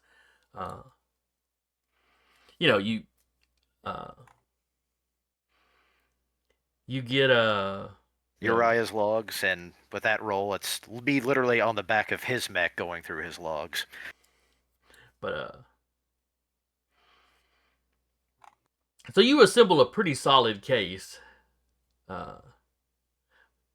for it not being League or Shinar. From y'all scans, from the audio of when Charlie was talking to you. Yeah.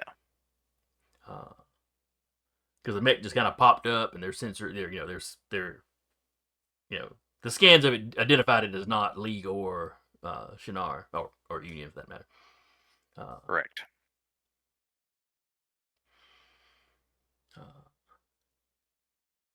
Now, how are you going to circulate this information? Are you just trying to send it up the Union chain of command? Are you trying to get it out to the public? Are you sending it to all three governments involved? What are you planning to do with this? Multiple fronts, both Union command, through both governments, and through the Eye.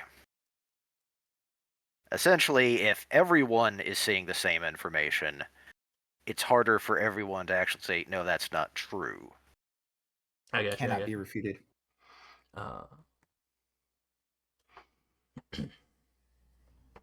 Now, are you doing this anonymously, or are you putting your name on all this?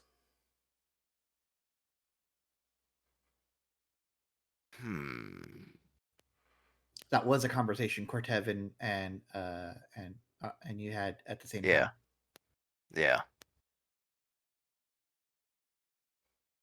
So it sounds like anonymously? Yes. Okay. Because this way, they can't, because if it's coming from, if it doesn't look like it's coming from Union sources, they can't say it's Union propaganda from either side. Right.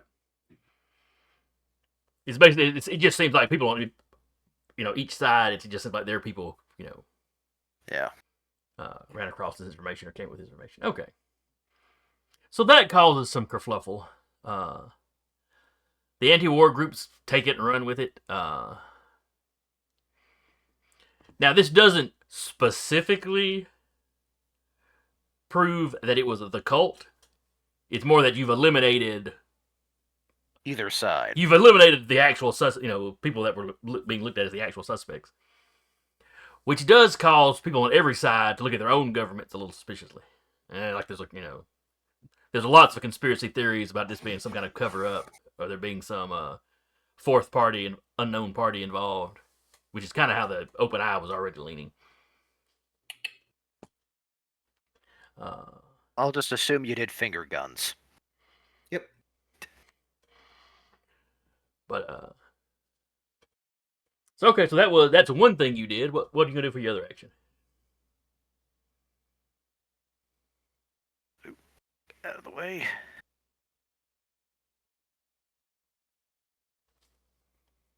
I am going to actually get in touch with Mithras. All right. Would this be? This might be get creative because you're using a contact or getting in touch with a contact. Get creative. All right. Yes, when you want a contact to do something to help you out. All right.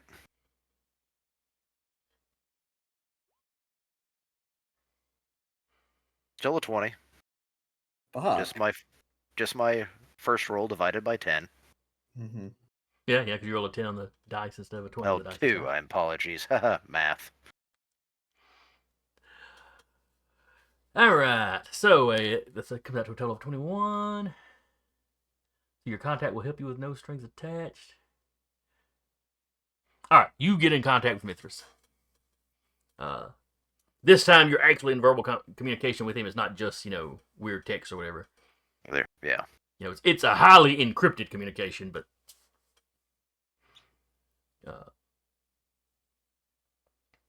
Well, first off, how things been going for you? it's been hectic of the last few weeks. Yep. I was there when the anthill got kicked. Do you have ants on this planet or something similar?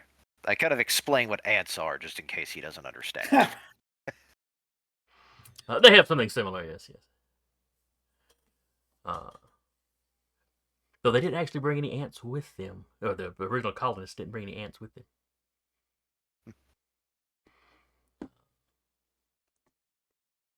But he gets the reference. He had been concerned that you and your group might have been in Base Achilles when it was destroyed. No, we lost a real one though. My condolences. He- We've all lost people in this war. Yeah. I've also spoken to, and this is me, Patrick, not forgetting the guy's name, the UTC, as you call him. UTC. Oh, you mean the UTF? UTF, The yeah. Unfortunate Terrorist Friend. Yeah. I was using your term.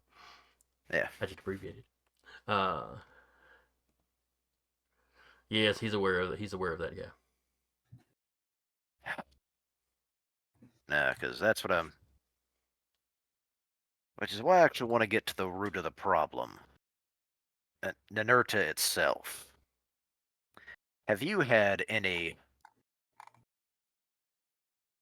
I would actually call it luck in this instance, tracking down or at least where it might be.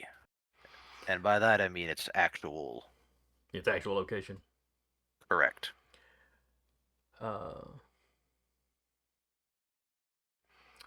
That is what he's been trying to do this entire war. He's been continually tracking down bases and outposts.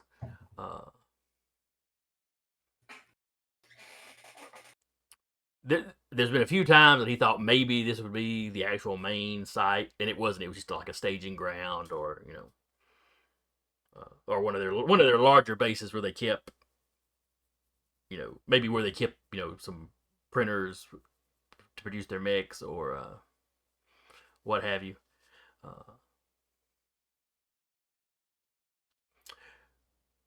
What he's able to give you.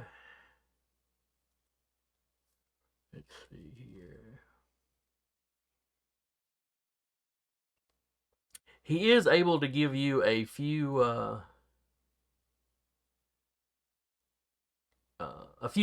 leads that he's been gathering, a few areas that he thinks may be important. Well, hopefully we can actually stay in more close contact so we can actually compare notes further down the road. But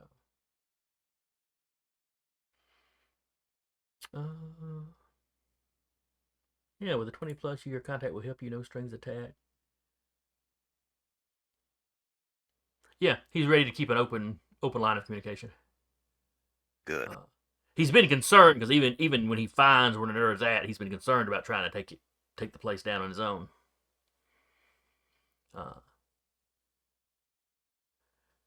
Having, if your squad was there to help him out, that would be great.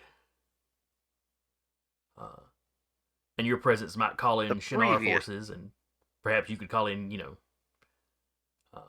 Union and even the League, perhaps. you know, we would all have to have enough proof of what had gone down. We've been working on that too. So Yeah, and as y'all discuss, you know, if you fill him in, he had noted that information getting loose had basically tore the government's explanation of what went down, kind of tore that to pieces. So now instead of the citizens just writing it off as,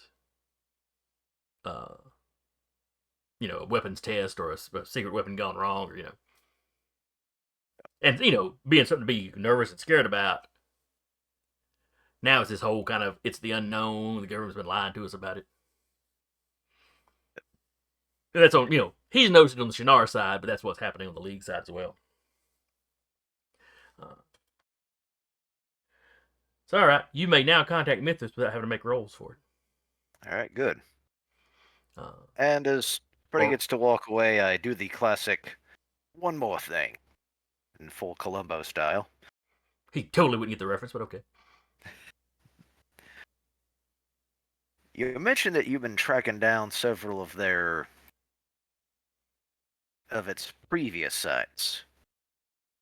Do you have a record of this? Because I actually want to see if a pattern was emerging, or something that maybe I would catch but you haven't. At least some of the extra information. You know, he's like a second set of eyes on it, would not be bad. And he sends you that information. All right.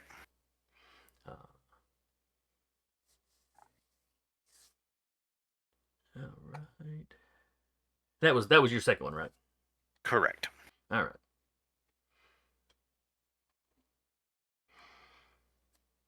All right. So during this downtime, like I said, you're sent on several missions. Sometimes it's patrol. Sometimes it's to try to shore up an area. Sometimes you go in as backup just to help other forces make a safe withdrawal.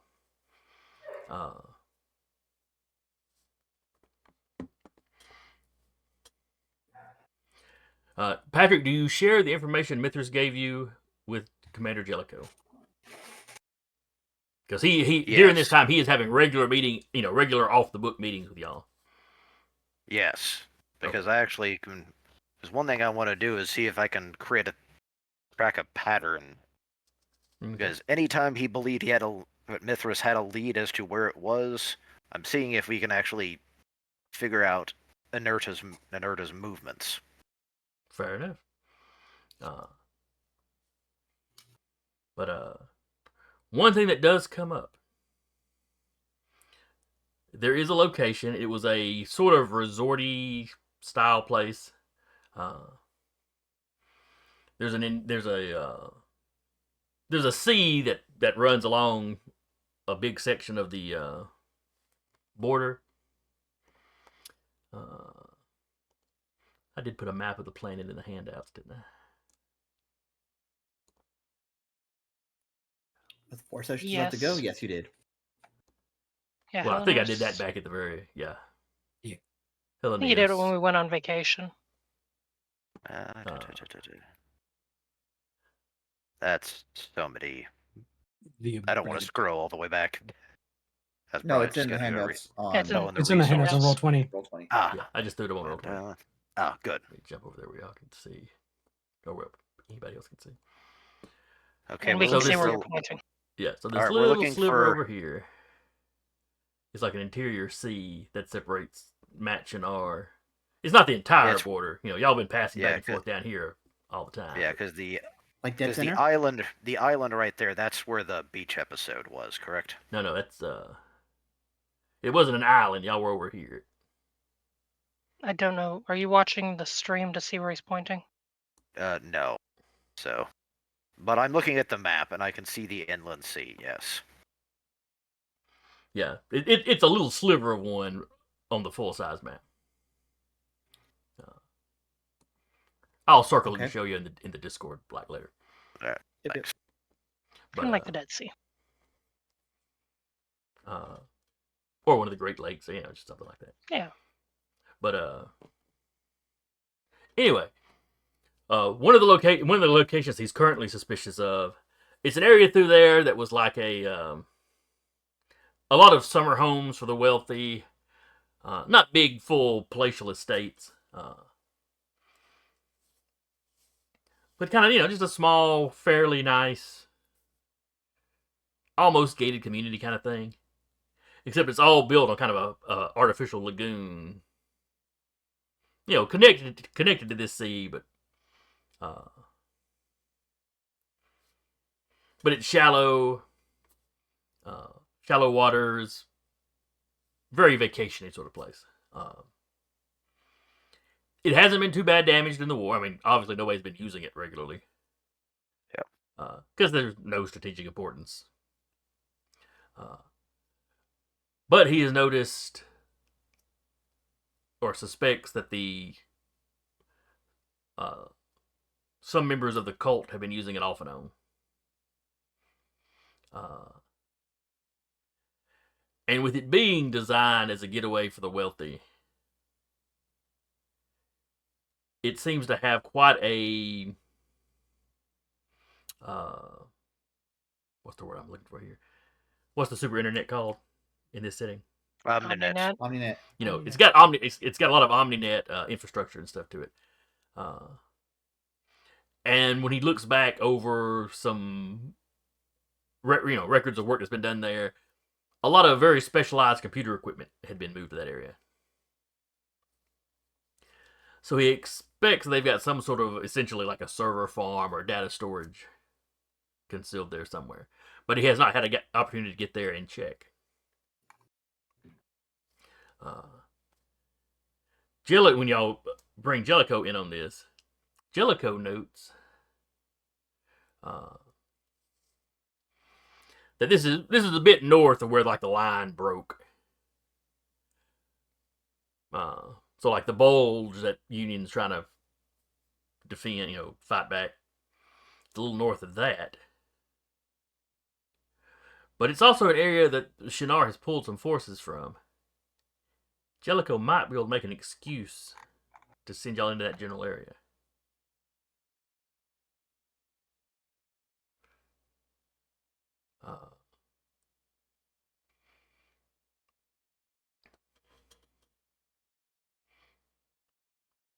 If y'all are interested, if you think that's a lead you want to check out. Jellicoe is mostly leaving the investigation aspects of this to you. Worth a shot. If we don't have any other leads right now. Anti-war sentiment's going great, Matt Shinar. Thanks for your assistance, folks. I got bored. Yeah, Jellicoe's really impressed with the work y'all did, those organizations. Glad I brought it up when I did. How'd the date go? We're going to cover that next week. Eric and Carr have to work out how that went. Mm-hmm. There was a gunfight for some reason.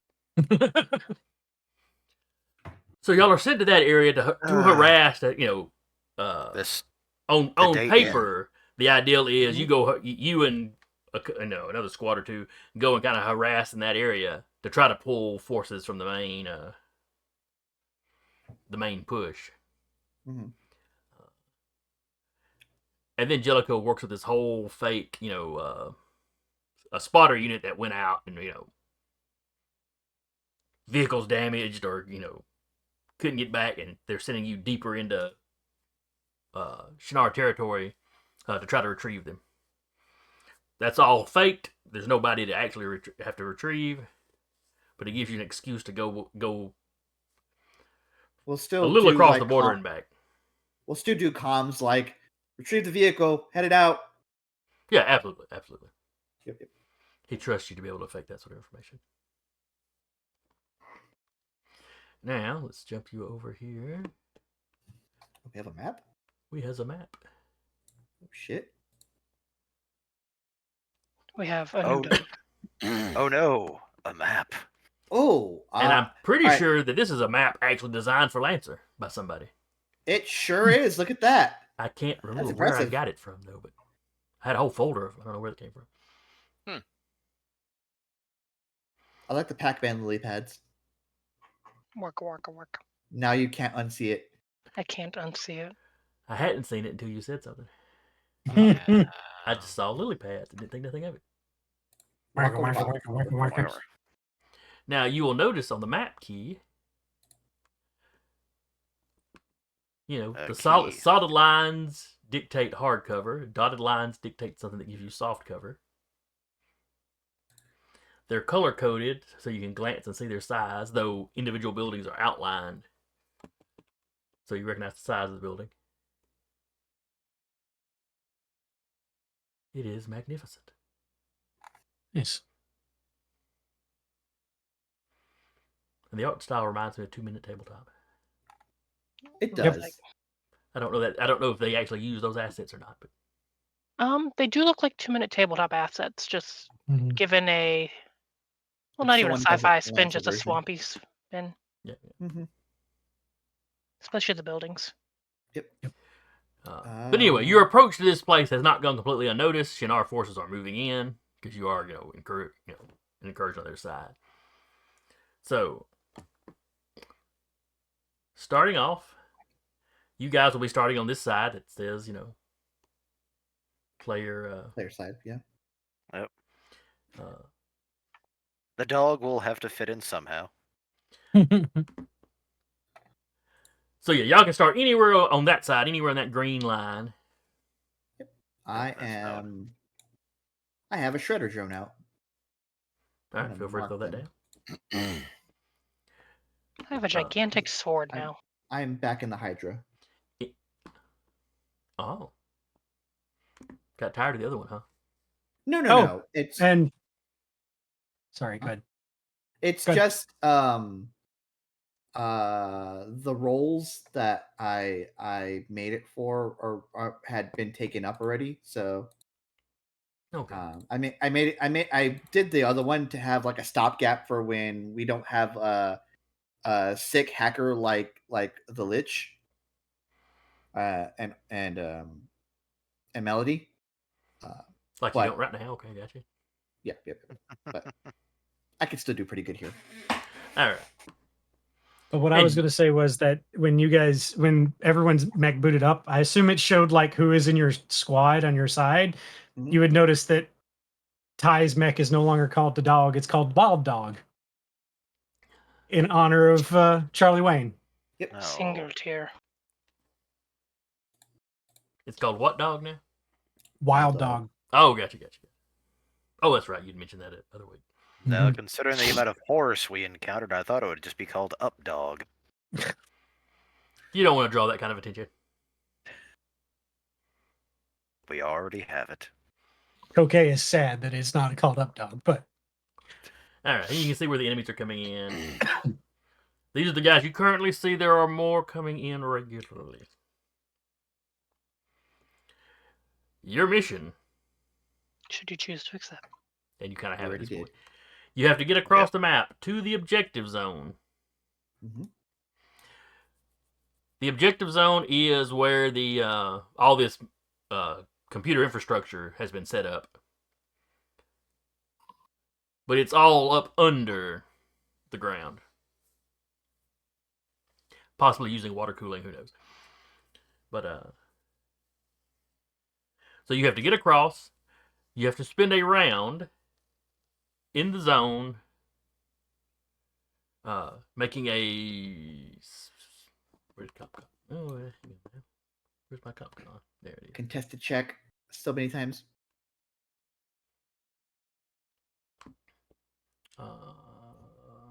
Would it be system? No, it would not be systems. It would be Tech engineering, attack or probably. okay.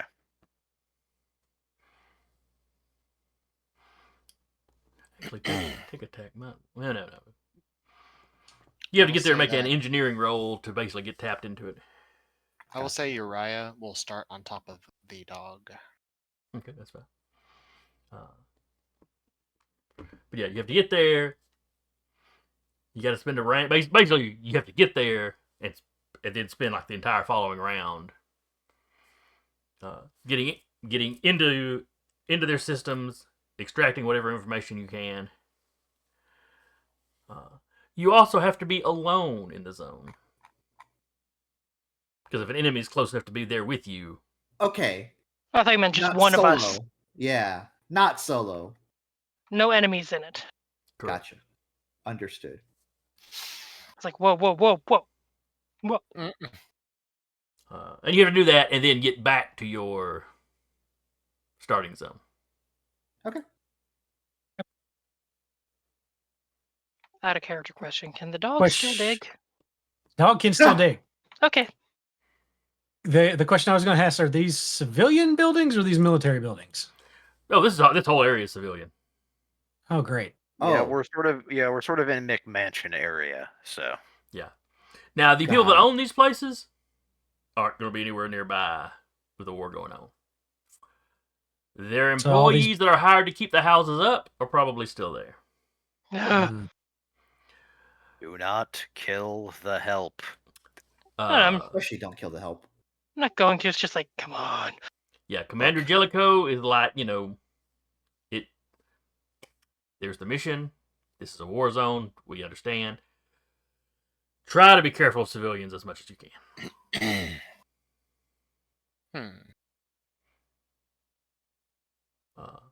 Everyone turn on your dash cams. Already on. So who wants to start on y'all side? Well, once y'all get a range where y'all want to start at. So we can see these enemies, right? Yeah, those guys are the ones that are they're converging on you kind of as you get there. Okay, so they actually there right now, or Yeah, they are there right now. Yes, they are there right there. Right, yeah. There right now. Double checking is the what looks like water, swampy area, difficult terrain. No. It is it's like this is kind of an artificial lagoon. It is specifically not very deep. It's just deep enough that you could wade in it or It's aesthetic canoe. purposes. Right. Yeah. It's deep enough you could canoe in it and kids could play in it. And it gets a little goes up- deeper the further out you go, but it's such a gentle slope up to the land that it's not going to give your mechs any trouble. It goes up to like our mech's ankle or something. Well, except for Uriah. I can, if you don't mind me going first. I I have you some mind- fun toys. Well, if you mind me going first, because since my railgun fires in a line, I can hit both of these guys at one shot. Okay. Yeah. So, where's downside of this? So much stuff. Bulwark mods. They upped CompCon again, didn't they? Okay. Reactions for movement.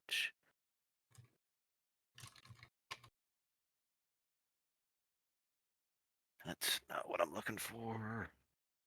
Well, first one, I'm going to do a protocol. Take aim. Okay. I'm going to then also. I did that. Not... Going to fire the railgun. Shooting at both of these that will two. potentially clip both of them. That is, I believe, an ace and a berserker.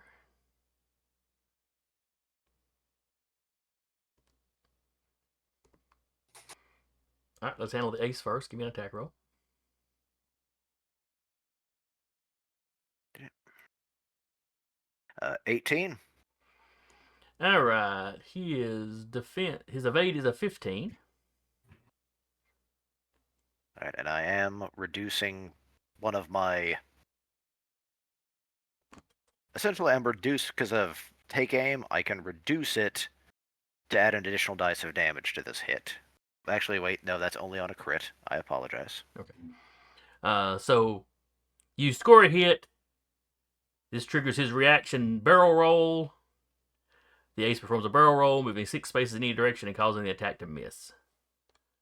The movement ignores engagement and does not provoke a reaction.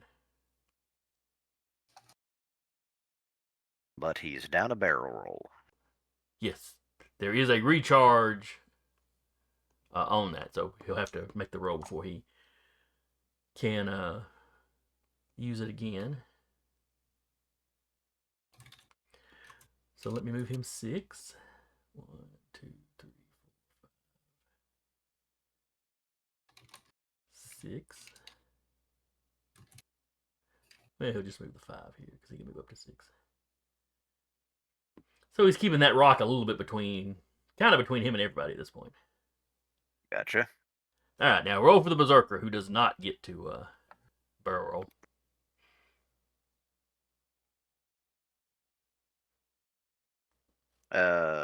17. All right, his evade is a 10, so that definitely hit. All right.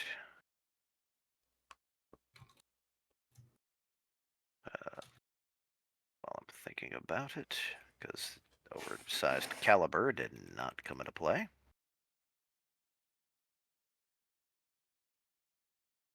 I don't know why CompCon does that, but, here we are. That's 5 plus...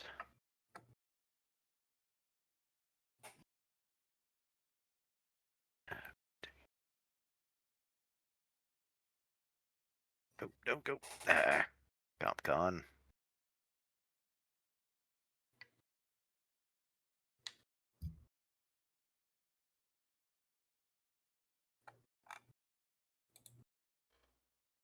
All right, so that is 14 points of damage. All right, 14. He is resistant. No, he isn't, as I switched my paracausal mod onto the railgun. Ah, that does make a difference. So he cannot reduce the damage in any way. All right.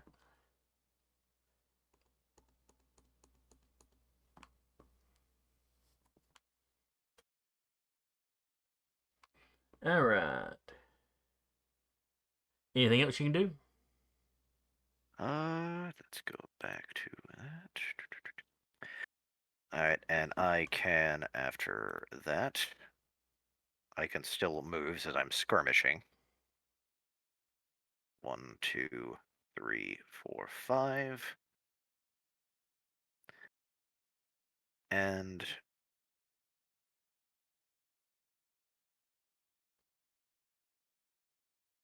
I still got my free action, so I'll go ahead and I will make the dog invisible.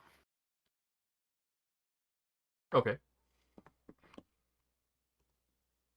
The wild dog invisible, I'm sorry. All right, put the little ninja mask on the wild dog to show that he is indivisible.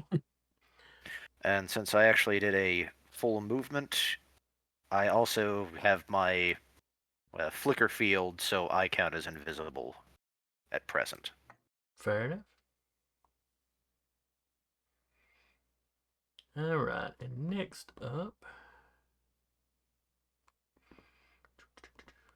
Where did the ace end up? Is that them right there? That's by the... yeah, That's them hiding behind this big rock. Yeah. yeah. Gotcha. However, it also means his dodge reaction, his barrel roll, has been used. Yes. He'll have to recharge it on his round.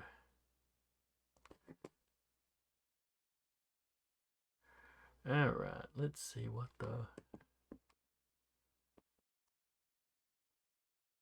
does the Rainmaker back here want to do?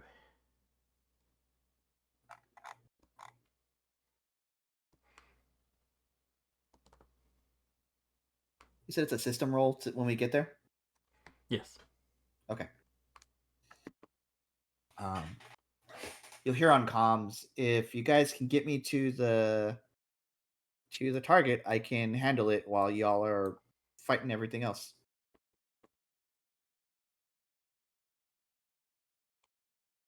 He's like, I'll go make friends with the guys up north. How big are you right now? How big is my mech? Yes. Size 1. Size 1? Hold on to my hand. Adventure! Basically. Because I'm just me above table. I'm like, I am the one that has 6 to my system, guys. no, yeah, I figured. but I did re-equip the synthetic muscle netting. Ooh, sick. So Adventure. I can literally grab, since you're small enough for it, I can grab you and just go full speed ahead. And off we I'm go. going on an adventure. Cool. Basically. But he's calculating, so we'll see how far that plan goes. Yeah.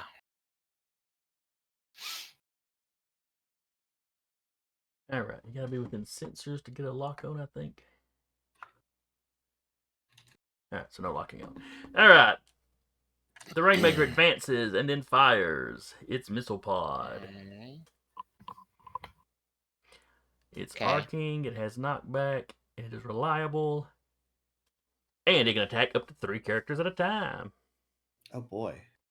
Yippee-ki-yay. So Vika, Grid Space, and Whip are all taking missiles. Okay. All right. My defense First- in this. First attack will be on Vika. Yeah.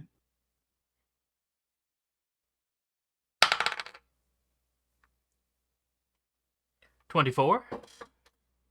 Misses. No, it hits. That's 6 damage. It's a crit, so that is 12 damage. It has knockback 1 on it. I am already at the edge of the map.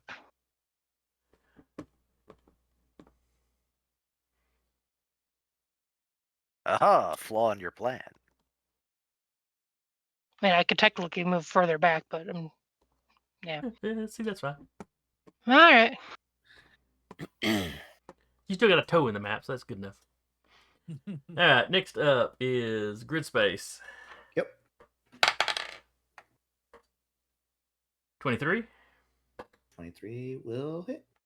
All right, 12 points of damage. Okay. You're knocked back 1. And Whip. Cool. 18. 50-50. Oh, that's right, because you're invisible. So I'll go. If it's low, it doesn't hit you. Rolled a 19, so it hits you. All right. But it was not a crit this go round, so only 6 points damage for you. All right.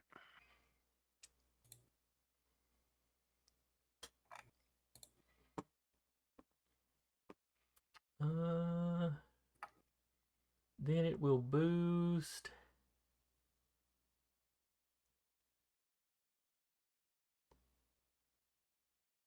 And move here.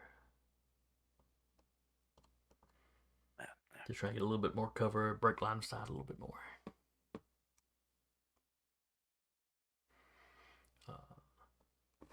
And then that's it for his turn. Who wants to go on y'all's side? Uriah, do you want to play pool along? Would you two like to go on an adventure? I think they already have.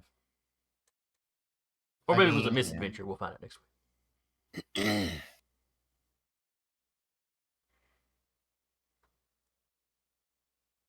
Okay. It's because you're currently on the dog. Because so if I move, you're away from grid space. So. No, that's fine. So I will.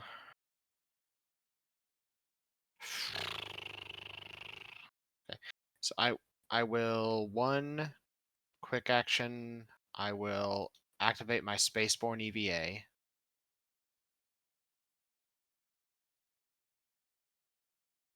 And I'm also I'm gonna say I'm just gonna go ahead and boost, but I reach out, I grab grid space. 1, 2, Touch somebody. 3, 4, 5, Now, you 6, said you were on top of the dog, right? Wild dog, guys. Yeah, he just hops off and just falls. 1,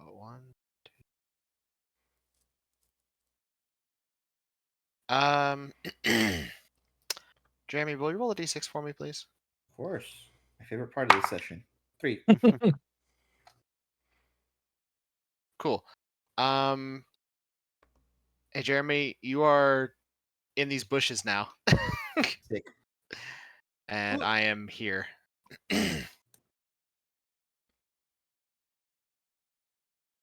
I'm reading this right. Oh no, I'm just 1 up. I don't have hardcover. I was like, do I have hardcover in these bushes randomly? No, that's soft cover. Okay. So that's move, boost, and I take 3 heat total for all that movement. Okay.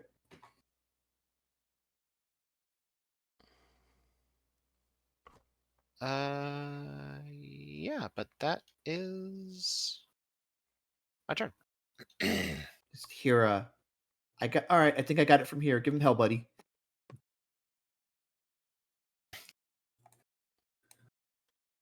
Just imagine After just the the wakes go. after the initial. Oh yeah, he recombobulates in like 6 seconds.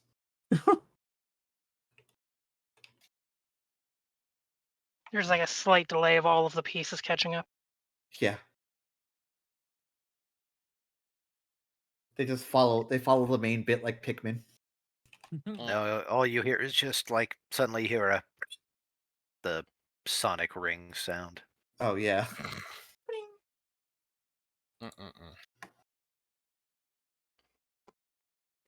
All right, let's see. Did you take Scout. heat from all that? He did. 3. He's standing in water. Does it cool him down? No. Yeah, unfortunately, it doesn't follow BattleTech rules.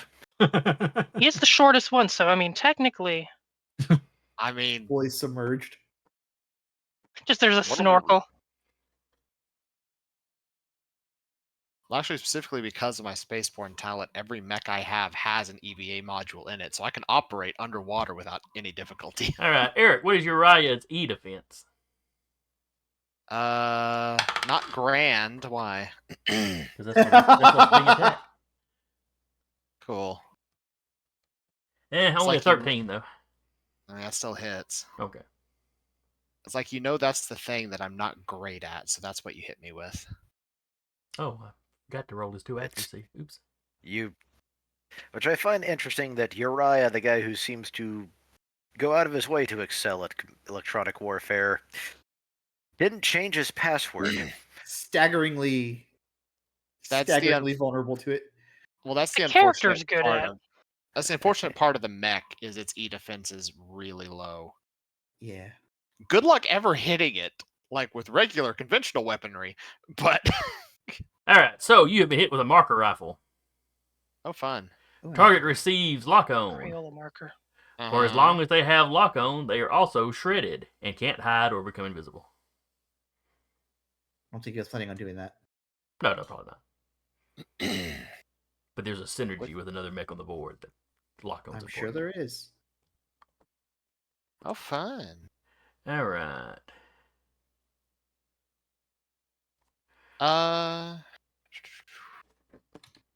Never mind.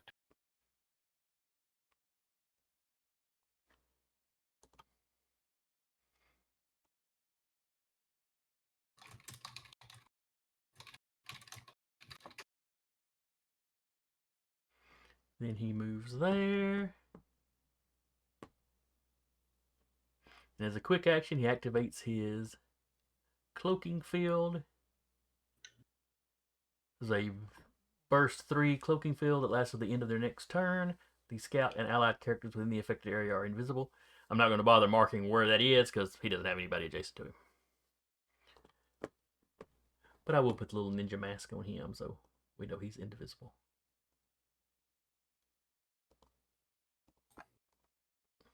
I cast Sneaky Sneaks. Is it full action when you get in the zone, or is it just a quick action? You get in the zone, and then you have to spend a Uh-huh. full turn doing it. Full turn. Get in the zone. Understood. Auto zone. And don't forget, you have to be in there by yourself. Yeah. Well, No- allies can no be there. but- enemies. Yeah, no enemies. That's what I was referring to. Sorry. Okay. So like if there was an enemy standing there and you jumped in, but then that enemy got blown up by one of your buddies, then you're good to go the next round. Gotcha. Or even if he's there at the beginning of the next round, as long as he's dead or moved before your turn comes up, you'd be good. All right, but back over here, who's going next on the workshop side? I will go. You said this is regular terrain, yes, for our mechs. Correct. So 1, 2, 3, 4, 5, 6, 7, 8. So that's just movement. I missed having 8 movement versus 7. It actually makes a huge difference. Don't it though?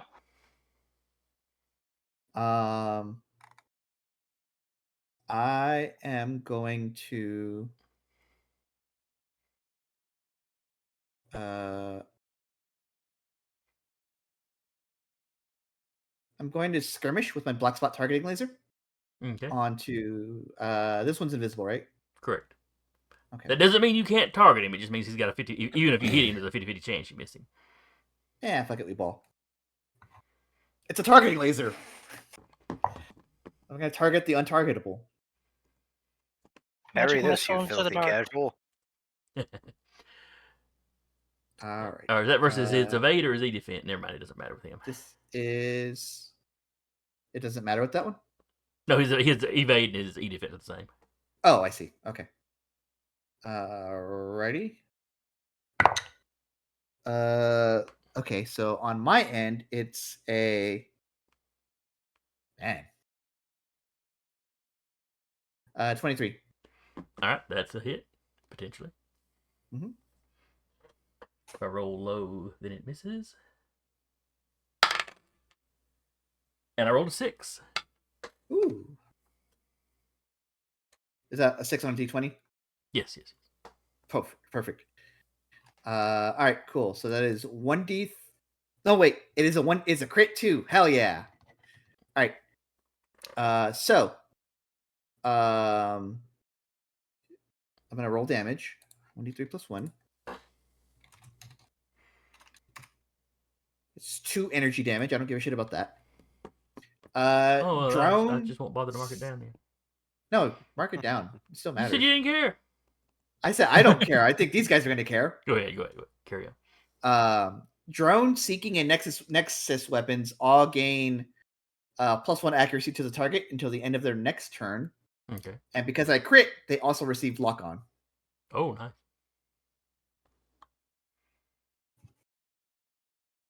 Does that like magically apparate them, or is it still? Are they still invisible for all intents and purposes? They're still invisible. Okay, wanted to make sure. I can fix that. I'm sure.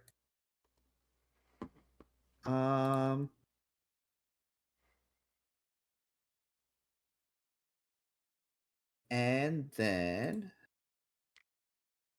just looking through all my cool stuff here.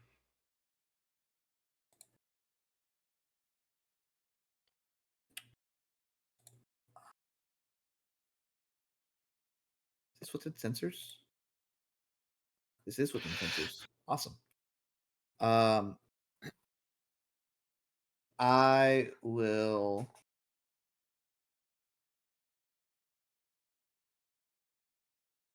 Send out a Tempest drone in that area. I know we're not playing BattleTech rules, but it'd be really cool if the Shocky thing did really good in the lagoon. Anyway. 10 away, so 1, 2. Okay, he's only like 7 or 8 away from you, so. Yeah. So put it right there. Okay. I'll fiddle with the hit points here in a sec. But it is there. It is starting to hum. And it's Tempest.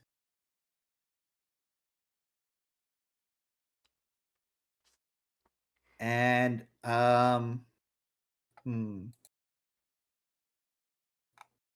Overcharging just gives me a quick action, right? It doesn't give me a full action. Correct.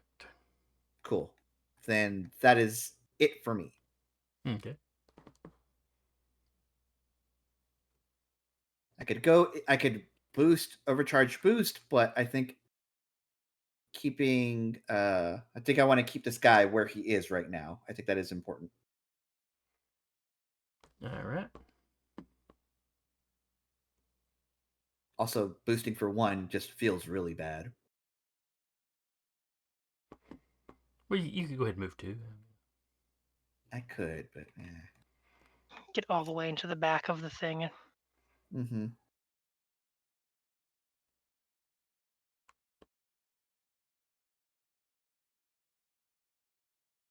All right. So that is strong.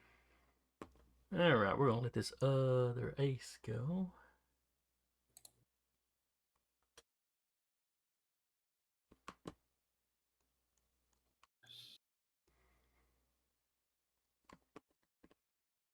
So ace 2.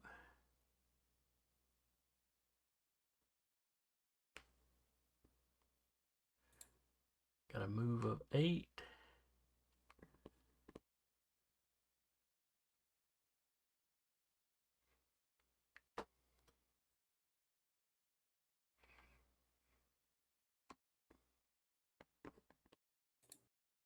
A range of 10.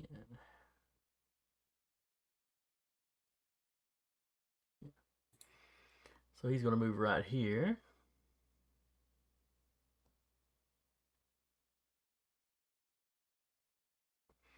Which puts him close enough to shoot Vika.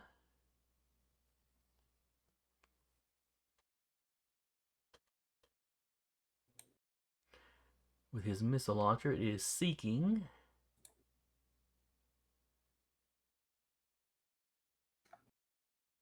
So it goes against E defense, I believe. No. Seeking means it doesn't. It doesn't have to ignores follow a cover. straight path. Yeah. He doesn't have to Gotcha. have line of sight. It zips around. It Yep. also has smart. That's the one that attacks That's your the E defense.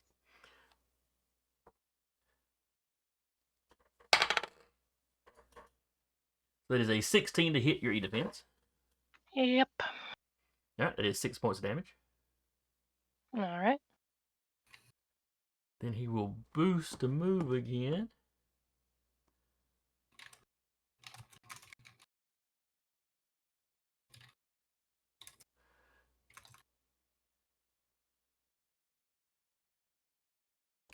That was also 9:15. Yeah, we're gonna finish this round up. That'll be it. Cool. All right, that is his turn. Making aware of the time. Thank you. And back to the workshop. Car, I'll if go you want next. to go ahead. Okay. So I'm going to move up 4. So I'll be here. First thing first, quick action simulacrum. On this guy right here, basically on his point and 3 out from him is basically, I know everything about his mech and he can no longer be invisible ever. Which one? Where now? Holy shit. The one. Athena constructs a perfect real-time and fully interactive 3D model of Blast 3 area, range 50. Yowza. Within range 50. This includes moving characters, all rendered in lovingly extreme detail. I have full visibility, but it doesn't count as line of sight. You know all statistics, weapons, systems of the character within the affected area. They do not get a roll for that. Hostile characters within the affected area don't benefit from cover and can't hide or become invisible. And hostile characters that end their turn in the affected area have received lock-on and cease to become invisible or hidden. Okay. Then the next thing I'm doing is plopping down a Lotus projector, which is a burst 2 area right next to this guy, and now I know all of his statistics as well. Oh, Jesus. Who's the other one? The ace directly below me, south. Okay, gotcha. You took battle intelligence. It's like, this is mine now. Sliding directly into those DMs. Oh, by the way, that combat data I send out to everyone. Hell yeah. There's a little Oh. drone there too, but you already knew And- about that. And And inside because- the pilot. Oh, sorry. And because my NHP is the one who did the simulacrum, I get a free action called Transmuting Spark, which is a line 3 on the ace. The ace takes 2 AP energy damage. No roll. The ace is 1, 2, 3, 4 away from you. 3 according to this line. Count the hexes. Oh, you're doing okay. So Yeah, the map came with hexes, technically, so I've got the grid. No for it. grid. I would have moved here then if Oh, that was yeah, the if case. you My had the bad. movement, that's fine. That's fine. Yeah. I have 6 movement. I've only moved 5. All right. Make the attack roll then, Okay. or just that. Was I don't- auto? It just It happened. just happens. Well, a line is an area of attack. Yes, but according to this, Doesn't seem like there's project any a other opponents. line 3 lightning arc as a free action. Characters of your choice in the line take 2 AP energy damage. Okay, I do not roll. Fair enough. Now that is ace number 1, who had been undamaged. And my transmitting spark ticks down to 2. Okay. When it gets to 0, it becomes a range 8 attack and deals 6 damage. Oh, orbital strike. Yeah. That's pretty cool. All right. Anything else? Nope, that's it. All right. The ace you just did that to is going to shoot you with his missile launcher. Okay. What is your E defense? 14. 16. to hit Oh, you. I also benefit from soft cover if that matters. Because of skirmisher, at the start of my turn, you gain soft cover. You lose it. I did an attack. Never mind. My bad. All right. So 16. You didn't take an Yes. attack action though. The transmuting spark doesn't count. It's a free action. So yeah. Attack or force another character to make a save. Mhm. And none of your stuff made him do a save. It was just unfortunate woe into you. And transmuting spark just happens. All right. Let me roll a difficulty D6. dice then.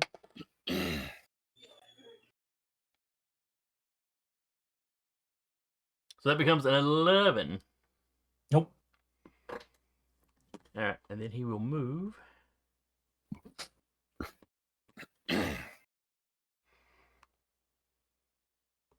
One, two, three, 4, 5, 6, 7, 8. He will boost. Get on the other side of this house. And that's it for him.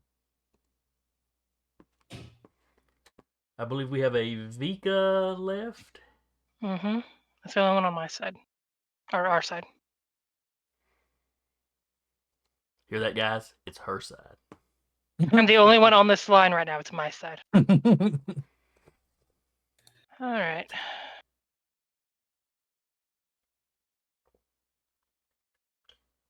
Yep, I've got enough movement. Moves up to here. Introduces herself. Hello. Oh, whoa. Archer number 2 is not happy with this. As they should not be. Oh, no, Archer number 1 is good. There is no Archer number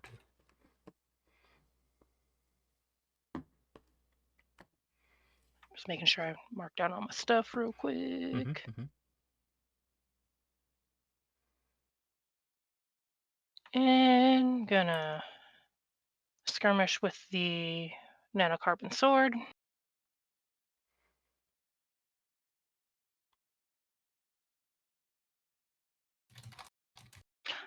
$22. Oh, that's going to hit.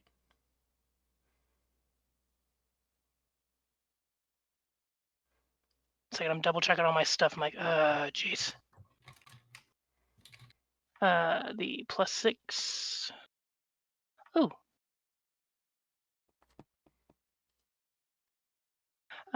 Because of Predator, I deal maximum possible damage on a crit. And they also get 1 knockback. Okay. I'll go ahead and move him back here then. So they take 10 from the just maximum damage, 1 knockback from Predator, 3 additional kinetic damage from the wide arc, Okay. and I think it's a D6 from something else. Let me double check it.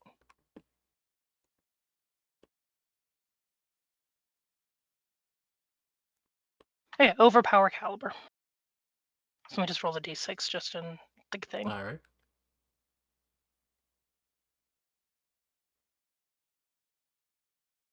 Three. Oh, That 6. was you. Why are you rolling, Patrick? Oh, All right. So Zay rolled a 6.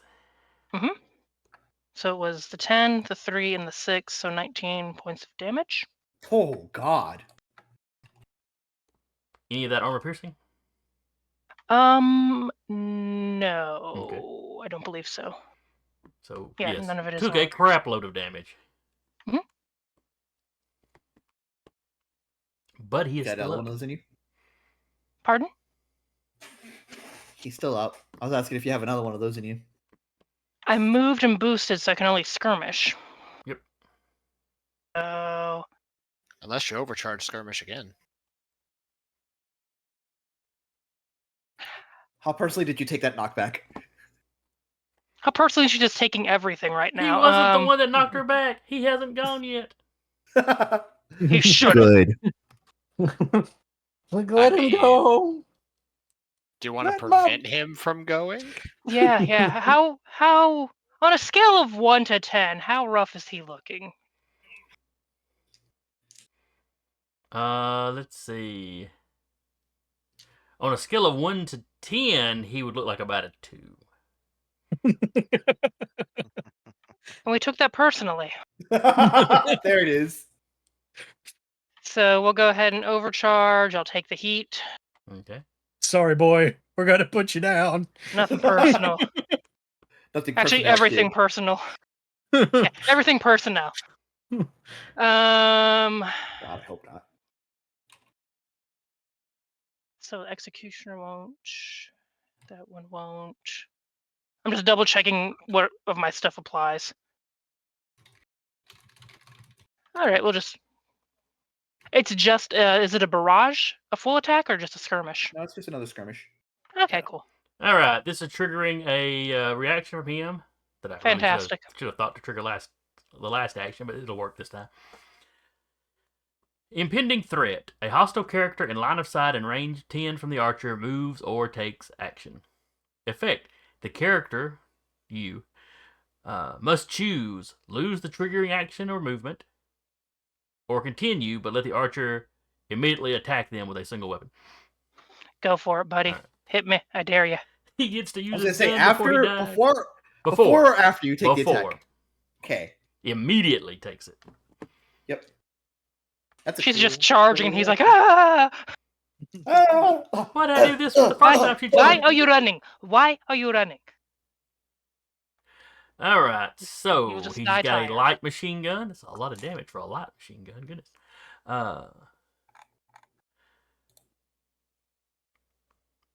He has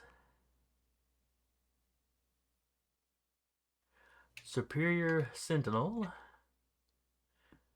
where he gains an accuracy on all attacks made as reactions. Go for it, buddy.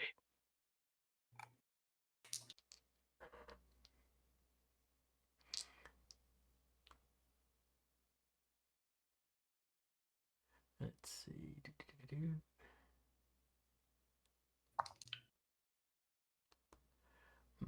Would he also trigger his suppression?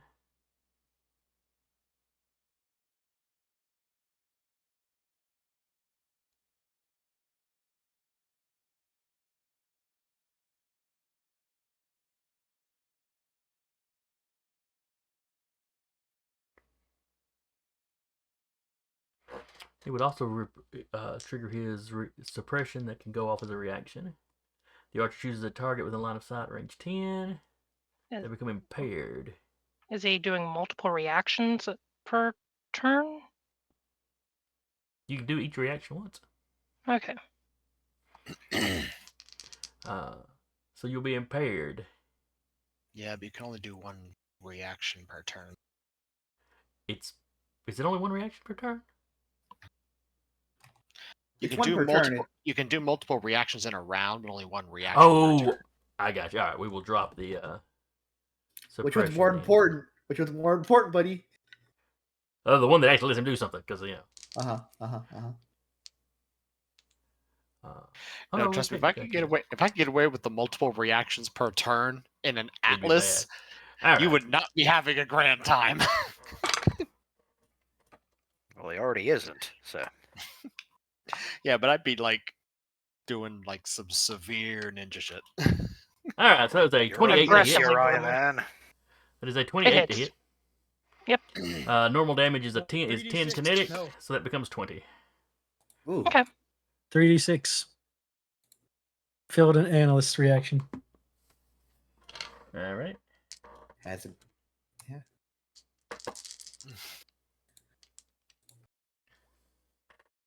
It's a 16 instead of a 26. Okay.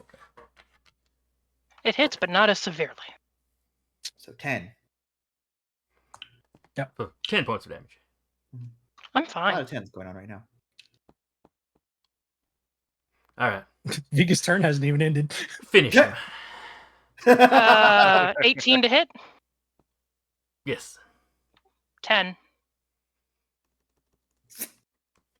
Well, he went out in a blaze of glory, at least. He tried. And just as a free action for the aesthetic and for the jus, we're gonna activate our core power. Ooh. What's the core power do? Oh, hi, Frenzy. I regenerate half of my total HP instead of a quarter. Oh, nice. Jesus. 4 kinetic when you're standing near me instead of 2. Okay. And if I would structure, I roll a d6, and on a 6, I pull myself back together hellishly and take no structure. Okay. And yeah, Groovy. so yeah, we got that going on. All right. And I Well, end my turn. I would have had 2 to go now, but now I've only got the 1. Way down here by his lonesome is a berserker.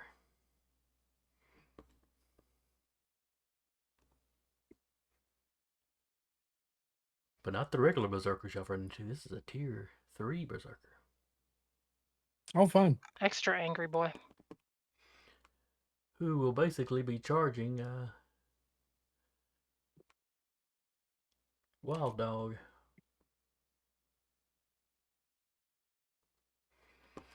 All right. Okay, I need to know his HP, his evasion, his E-defense, and his heat. I want to know about his cousin, his uncle, his mother, Alright. where he eats breakfast. Go through those again, one at a time, letting me answer after each one. HP, Yes.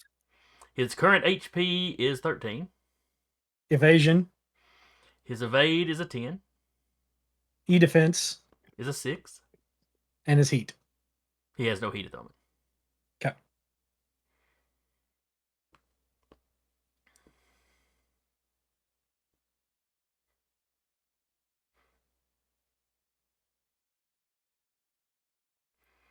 All right.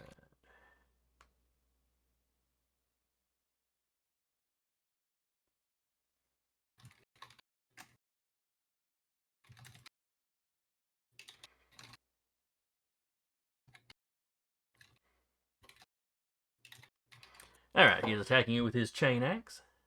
Mm-hmm.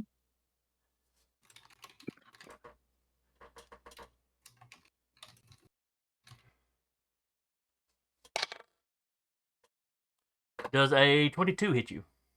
Yes. All right. So the chain axe's damage is usually 11. However, he has retribution. Whenever the berserker takes damage, their next attack deals +4 bonus damage. Well, he took damage earlier. Mhm. That was also a crit, so that 11 becomes 22 +4. Okay. Because the bonus would not double. Is it Also, a- the dog is still technically Invisible. invisible. Oh, So so you let have me to- roll. Let me roll the 50-50 chance then. If he rolls low, then he misses. Otherwise, this is gonna hurt. 12, Roll. which is above Roll. a 10, so he rolled high. Damn. So I still get hit. Yes. Yep. Is it AP? It is 26. It is not specifically AP. Okay. System That's good. trauma. Okay. Uh,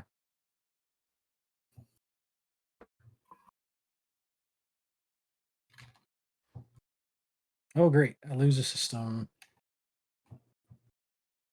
Let's lose that.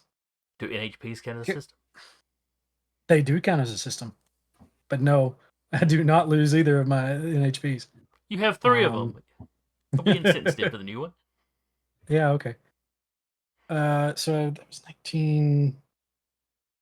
So it went down to 25 because of my armor. So I need. Okay. You good? Yep. All right. Also, since that was a chain axe and it was a critical, you become shredded at the end of your next turn. Okay. Let's see. That was a move and an attack.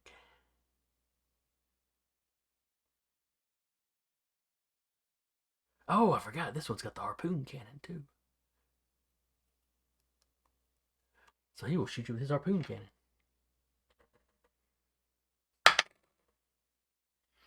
Does a 7 hit you?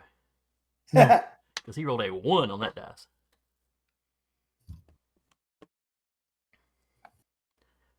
Alright, that does it for the Berserker then. And that means That's we the are round, yeah. done with the round. End round 1. I keep forgetting And that I could that is where we erase. will wrap for the day. Oh, actually, I wanted to ask a question. Since Sure, go ahead. I will not be here this episode, can I just take my action for the second turn? Yeah, I don't have a problem with Essentially, that. Since you won't be here next time. all right. Going to fly up on top of the dog, wild dog. Wild dog. Activate my protocol, Okay. and then I'm going to barrage. However, I'm also going to expend some of my ammo. Ammo case. I'll be firing the mag, so my railgun is now arcing. So I'm going to be firing that on this guy right here. How many hexes away is that? 12. And No, essentially, you since can't it's trust you can't trust the measurements. You have to count the hexes on this map. Okay, yeah, that's right. So 1, 2, 3, 4, 5, 6, 15. 7, 8, 9, 15. Yeah, it's within 20. Okay. And it Good, good. actually does, and it does not go through any building because it's an arc. Yeah, because it's arcing. Gotcha. Gotta watch out for them civilians. Yes. Jason, I forgot you can take multiple reactions in a turn. Could I have braced to reduce that damage by half? You could have, yeah, you could have. Can I retro do that or no? No. We're 40-something sessions in. I'm just asking. Hey, Better to ask than not. All right, Patrick, so you are shooting the Rainmaker back there? Yes. All right.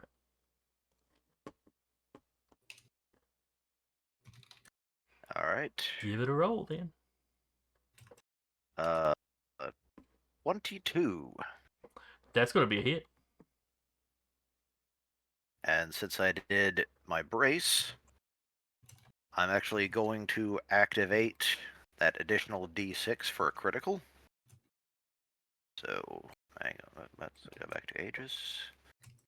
So, since I gotta calculate this in, that sucked. Only, So, 3.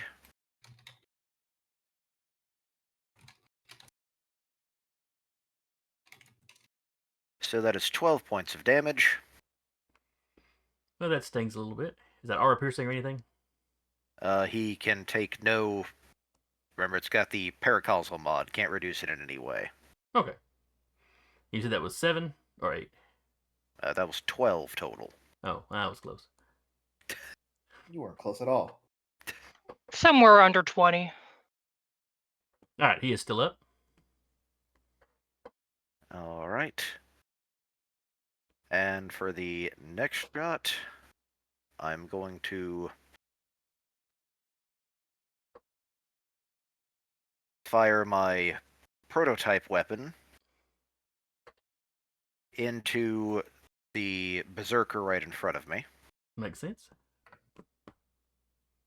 And 21. Oh, That's going to God. be a hit.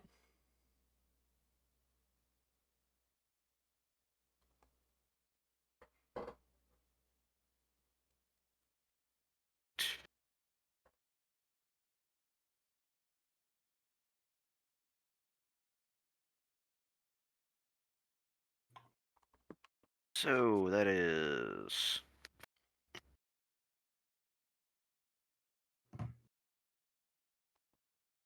Wow. That is 10 points of damage. All right, he is resistant. So that becomes 5.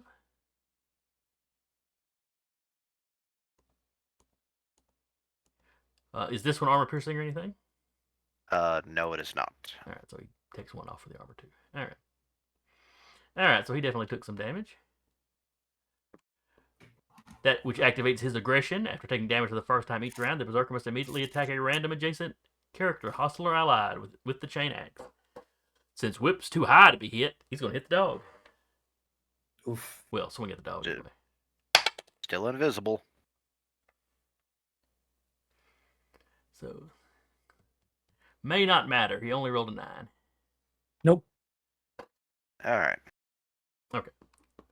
But we also know that it had 13 points of damage, and if he took 10, so it's 3 points away. Mm-hmm.